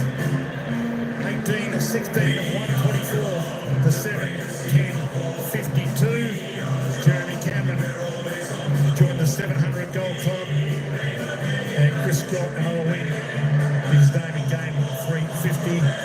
And George Stevens on debut showed that they found another one, the Cats. As we see Patrick Dangerfield having a chat to Sam Lawler, who is the story out of this game for Richmond fans. So much promise. It's game 11, and it looks like another hamstring. Maybe we'll keep him out for the rest of the year, given that I'll probably be ultra cautious. Yeah, but it warms the heart, doesn't it, to see a champion of the game go over and look at a young opposition player who he knows is probably going to be a really good player in the future, and just to show a little bit of care and ask him how it's going. And sorry it happened, but fantastic from Danger there, but impressive from the Cats doing what they had to do as we head down on ground. One of the stars of the show with Ruby Slasher. Thanks, Chief. Jez, congratulations. 700 goals. There had to be an awareness from your lot, because it's not too often you see a small forward like Brad Close running away from goal, running towards goal, and gives it to someone running away. Yeah, well, I think that sort of sums it up. Our small forwards and small forwards I've played with over the years, they really look after the key forwards, and they do an enormous amount of work up the field, and sort of I'm just a product of that. So, I thought the boys were, again, very good tonight. It's good to come away with a strong win and a really good performance. Good to get hit back like that after the bye. You become the 27th player into the 700 club. When you came into AFL footy, did you expect this for yourself to be this dominant of a forward? Well, it's hard to think about, isn't it, when you're that young? You sort of just want to prove that you're good enough and work on your craft, and that's sort of what I did, especially throughout the first sort of like 6 or 7 years of your career. You don't really know what you're capable of, and you've always got a bit more to give. So it's a proud moment, but to be honest, I just like playing football and like playing with the boys. Like I said, all the hard work's done up the field, and I just get on the end of it. You spoke about the selflessness just then of the small forwards as well. It's something that's noted by the commentary team. Is it just appears, we talk about Brian Myers, the ability to look for other teammates and set others up, and in the end it's a team goal, but it's so evident with your side. Yeah, that's right. We're always looking for guys in better positions, and it goes a long way deep in the season. So, that's something we're always working on. We train it, and it's nice to play that way. So, we've got a whole number of guys that can do that. So, it's a really good effort. For you, it's a different forward line look compared to what you've played with for years. You've usually got your mate Tom Hawkins out there. We've got a new young up-and-comer, Shannon Neal. How are you enjoying, developing that partnership, and what have you made of the young fella season so far? Oh, he's been really good. A lot of people from the outside sort of judge you on goals, but it's all about what you can do. Firstly, bringing others into the game, and that might be the stuff that's, can be ugly at times, which is, fighting 2v1. He does that all the time, brings the ball to ground. Tyson Stengels, Brian Myers, Closey, Shawnee Manners, they all get on the end of it. But it's also nice to see him stick in his hands as well, which we know he can do. So I'm super proud of him, and he's got a long future ahead of him. And the debutant today, George Stevens, he looks like he played 100 games. How well did he fit in? Yeah, we knew he would fit in, to be honest. He's been banging the door down. We've sort of spoken about it all throughout the week, but he's been banging the door down for a long time now. I remember training with him when he was 16 or 17 down in Warrnambool when we had a session down there, and we thought he was 28. He's just that sort of guy, and very mature with the way he goes about his football. He's really diligent, week in, week out, first in, last to leave sort of operator. So we knew he was going to fit in straight away, and nice to get on the end of a goal nice and early and get the crowd involved. Cheers, well done on the 700. Congratulations. Go enjoy the game. Appreciate it. Thank you. Superstar he is. Welcome to Super Saturday Live, brought to you by Toyota. Legendary moments. That's good for footy. Geelong, they have smashed Richmond by 72 points. Moved to 11-5 for the season. They're second on the ladder with Brisbane still to play tonight, of course, at the Gabba. David King, Brad Johnson, Jay Clark, the Cats, they really cashed in today, and it's just the professional type of performance you expect from this Cat side. Oh, absolutely it was. First quarter was solid, second quarter was powerful, third and fourth were just clinical in what they needed to do after half-time. They separated the game in that second term with their powerful players. They were clean, they used the ball extremely well off half-back. Centre bounce work here was elite today, and they just showed the class difference between themselves and the Tigers. Smashed them at stoppages, and then the power of their forward line just takes over. I think if you're a Cats fan, you continue to get excited about what they're able to bring to the table, whether it be the style of play, they want to entertain, and they throw a youngster or two in that just blows you away. And George Stevens was that man and was influential today. King, how many scoring involvements did he have? Because he topped your list. He had 14 scoring involvements, which is the most by any debutant. It's just ridiculous. This is a kid that's picked 58 in the draft 2 years ago. Where do they find these guys? Amazing, isn't it? Amazing. Lawson Humphries, Yeah. Ollie Dempsey. And this is why other clubs can't complain about their list management, because everyone's had the chance to draft some of these blokes so late in the order, but it's the development program, the talent ID program, and this is why they've been at the top of the table for the best part of 20 years. Yeah, no need for concern when Bailey Smith's laid out and they smashed Richmond like they did, and Max Holmes just steps up yet again as we take a look at the ladder. So Brisbane still to play tonight. They host Port Adelaide at the Gabba, and then Adelaide, of course, tomorrow. So still a bit to play out in round 17, but there's got to be a bit of fallout as well, Jay, from this game with a couple of MRO incidents and injuries to get to. Before we do, though, I think we need to celebrate Jeremy Cameron just that little bit more, because you can never get too sick of Jeremy Cameron highlights, and it was a pretty special occasion for that man tonight, who is our BP Ultimate Performance, 4 goals, 5 today, and of course reaching that magical 700 goal milestone, Jono. How good is that? And it's a massive milestone, and still plenty more to come from that man on screen, Jeremy Cameron. 4 goals, 5 today, so the 9 shots at goal in 3/4 of football. Didn't have one in the last, so he was fantastic again. But it was more the fact he was always going to have that big day, I thought, today, just because of the way that Geelong were able to move the ball so well, with pretty much uncontested at times. So a player like Jeremy Cameron with his work rate, he's always going to step up in games like this. He hits the honour board there, number 26 at the moment, 700th goal today. He's played 270 games. How many times he kicked 10 goals? Mate, not a couple. Never has. Very good. That's why Brad's here. Top of the class. Unlike these two bozos. Random numbers. That's a question for you, King. He's got 700 now. He's 32 years of age. How many can he get to? You reckon he gets 900? Is 1,000 any chance? He's 32 at the moment. 60 a year, do you think? 55, 60 years? Yep. It's How many more years for? Give him 4. He could get, or even more. I mean, the condition he's in, the fitness is in. He can sit in a pocket. Yeah. I mean, 1,000 is not beyond reach. So what are you going with, Chief? Over 1,000? Well, you're the super. You've kicked 500, John, so you should be there. Oh, I think 8 to 850 is in his sights. Yep. You've kicked 500. I've had 500 kicked over. I know this area well.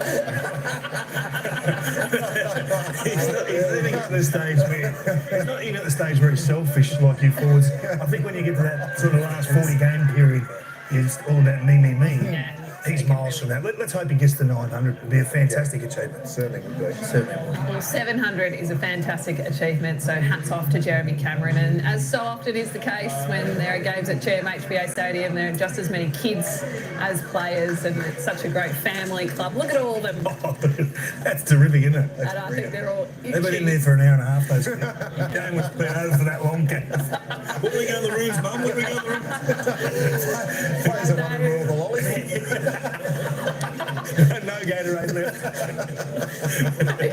They will be itching to join in on the song. For the 11th time this season, the Cats get to sing their song. Let's take a listen.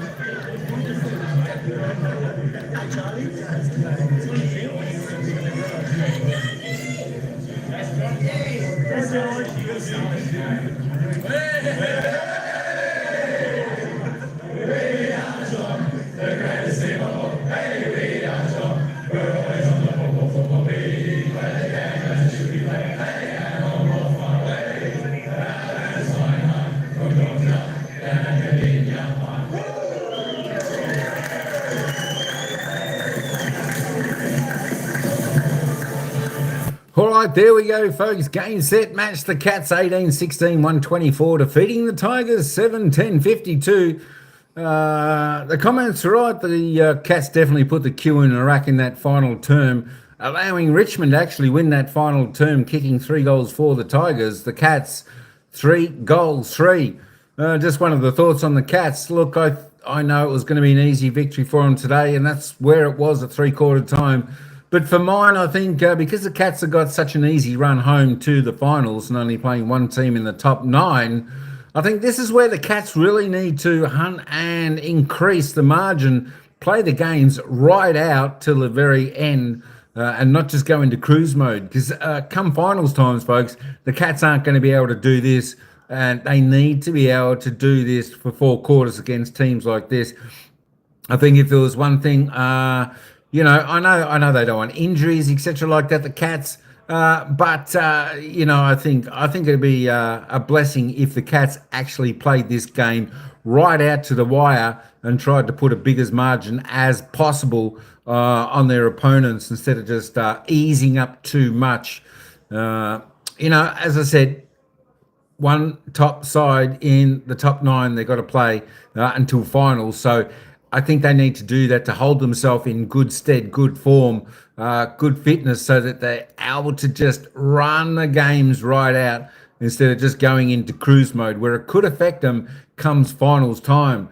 I don't know whether I'm the only one that thinks that, but, you know, sometimes I think it's good to play sides above you, top 8, certainly leading into the finals to get that hard, rock, fit game and everything you need to do correctly. Because it's certainly a lot easier for a good side to do it against a team that's still struggling a little bit at the moment. You want to continue that 4-quarter performance. You know, as Kingy said, their first quarter was okay. The second storm was fantastic. And they just sort of went in the cruise mode a little bit in the third term, and then definitely took, went for a little bit of a nap in that final term. Wowee. Still, 72-point margin, unfortunately. Stevens got 21, not 22. And, of course, unfortunately for TT, margin was 72, not 90. We were cheering on both of you, fellas, so you could get yours up, get your big bets up. All right, let's just have a little bit of a look at the player stats, end up the goal scorers, because Jezza ended up with his 700th goal today. And he topped the table with 4 goals out there for the Catters. 4 goals, 5. So certainly could have been, you know, like 8 goals, 1, somewhere like that for Jezza if he had kicked a little bit more accurate. And that would have really stretched the margin, what everyone was certainly looking for. I know people are looking for that 100-point margin. So I was saying, the Cats, if you're in that position, you need to fight the game right out to the end. Play your best, get that margin out, and get that killer instinct into you to set you up for the run home for the finals. And once into the finals, there we go. Shannon Neal ended up with 3 there for the Cats. Danger, Close and Bowles all with 2. Singles to Stevens, Martin Manor, Holmes, and Oliver Henry. And, of course, for the Tigers, Ryan Marshall topped their table with 3 goals, and the only multiple goal scorer for the Tigers, Morris Rioli, Toby Nankervis, Jonty Fall, and Tom Brown, all singles there for the Tigers. The ball magnets out on the ground, of course, there was only one person that topped the 30 disposals.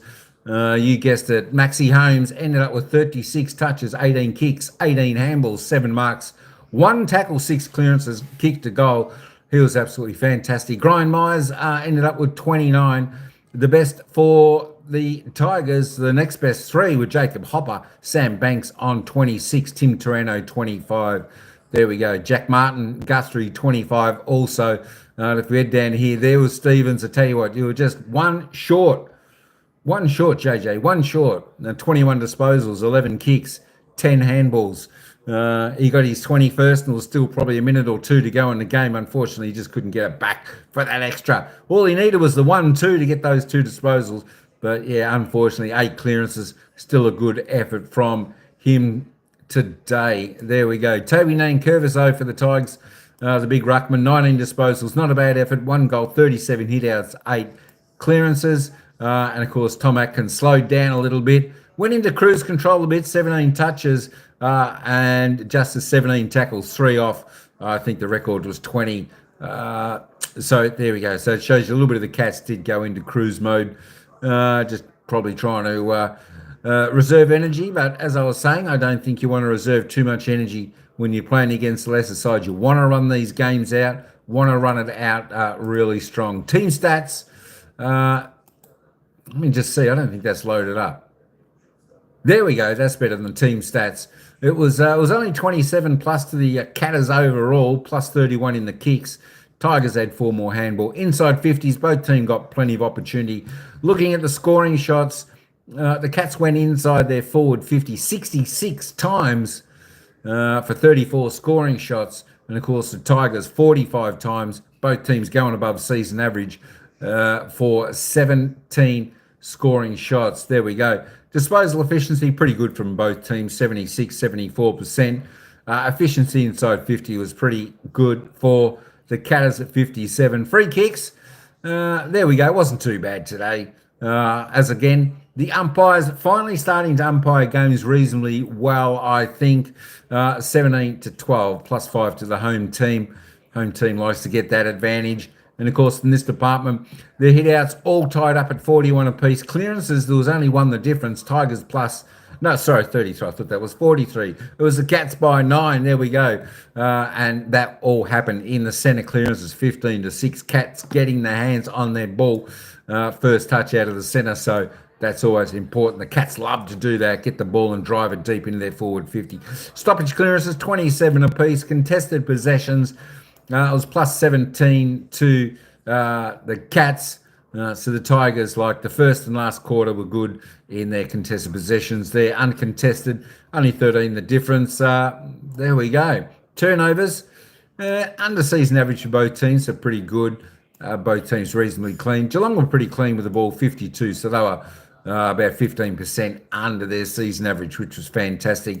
The marking section, plus 23, the Cats, inside 50. Both teams did reasonably well. This is where I think it was good to actually see Lynch out. Just spreads a few more options there for the Tigers. 11 marks inside 50 for the Tigers, which is above their season average, which is pretty good. And of course, the dominating Geelong, 20 marks inside their forward 50, which is fantastic. Contested marks, also the Cats winning their 12-6. Looking at the tackle count, pretty good from both sides, 61, 56. There we go. That didn't change much, did it? After halftime, the Tigers 1 tackle inside their forward 50. They really do need to improve on this. They need their second, third efforts and really put their pressure on their opposition down there. Their forwards need to get a wriggle on in that area, whereas the Cats did that pretty well at 12. Looking at the ladder now, let's load up the live ladder and see if she's up and running. And of course, for all the Geelong supporters, there you go. Sitting second on the ladder now after playing 16 games, 11 wins, 5 losses, 132.3. That probably dropped away about 1%. There, they were somewhere up around the 130% there at one stage. But of course, going into cruise mode, I think this is why Geelong needs to run these games out, boost the percentage. Because when you've got a team like the Western Bulldogs, folks, and Adelaide Crows, you need to build that percent, because this could be the difference. This could be the difference in finishing top 4 or 5th position with that percentage, because Brisbane's still about to play in about 15 minutes time, and if they happen to win, they'll leapfrog again. Of course, Adelaide have got to play tomorrow and expected to win that game as well. So it could come down to percentage at the end of the year. But a fantastic effort, though, nonetheless, by the Catters. A big winners down there at GMHBA Stadium down there today. 72 point was the margin. Of course, we did have the poll. We did have the live poll in there. And, of course, 78% went for the Cats. Well done. We did have a few Richmond supporters in there that went for the Tigers today. Look, we're all hoping the Tigers put up a bit of a fight. But, well, they did. They did in the first and last quarter. The first quarter was really good. Their pressure was excellent, probably the best pressure I've seen the Tigers for a long time. But then the Cats just dominated the second, third term. Cruise moded. Well, they dominated the second. went into a little bit of cruise mode in the third, still being on top, but then just totally, totally relaxed and took the foot off the pedal in the final quarter. To bring the margin back to 72 points. Tigers winning the final term by about a point, I think. So, the Tigers will be happy with that. They fought the game out till the very end, even though the margin was 72 points. But that is it. Hey, the games next week for these two teams. Let me just have a little bit of a look at the games next week.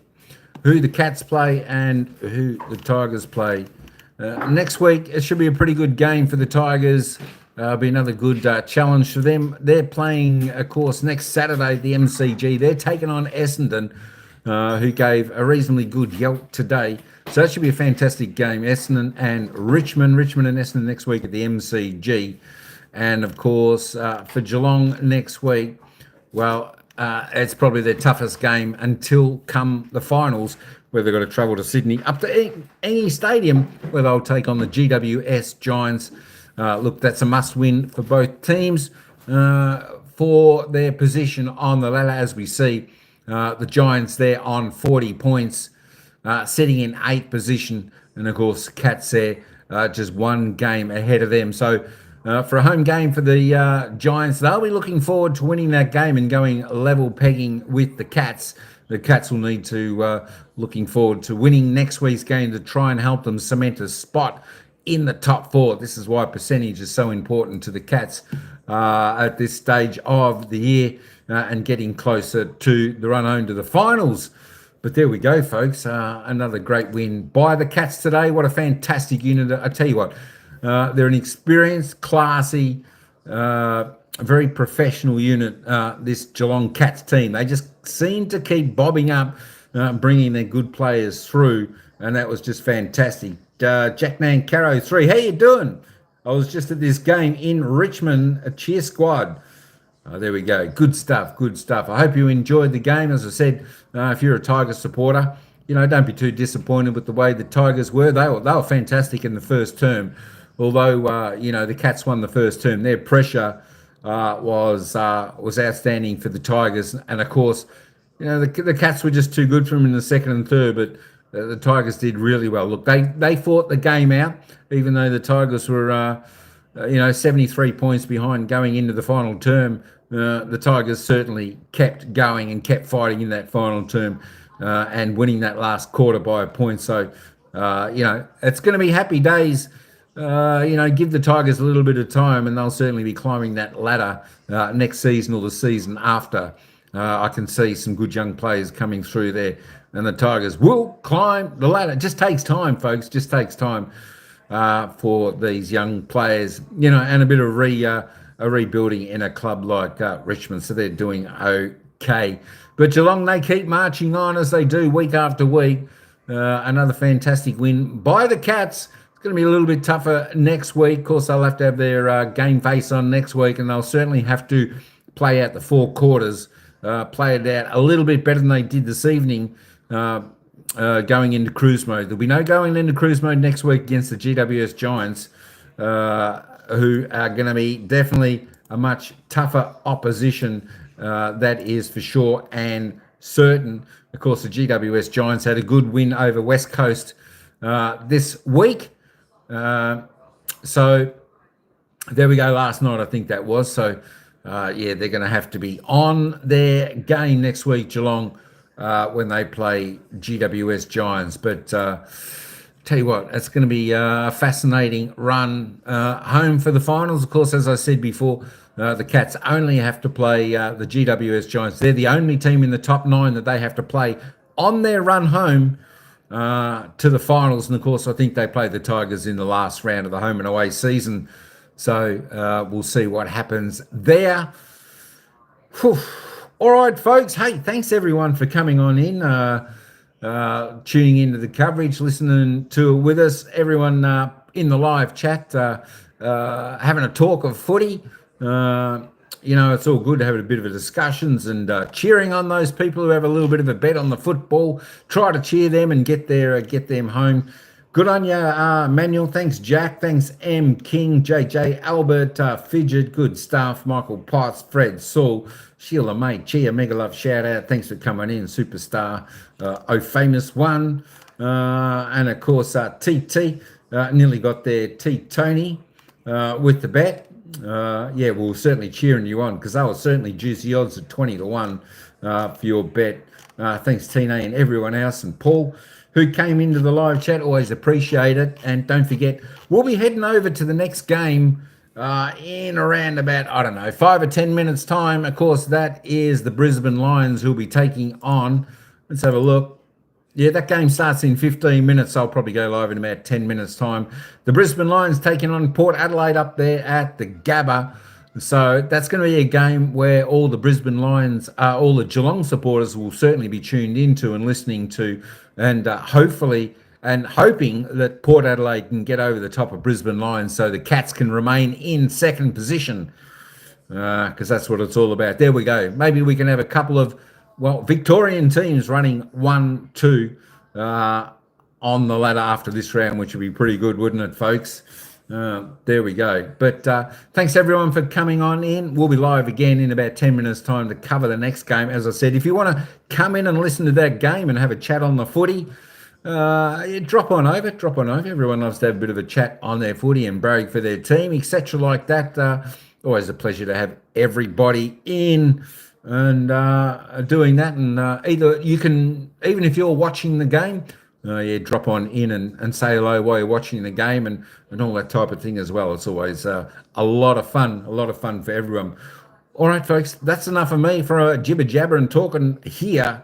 So until next time, ciao for now, and we'll see you at the next game, the Brisbane Lions, Port Adelaide, in about 10 minutes time.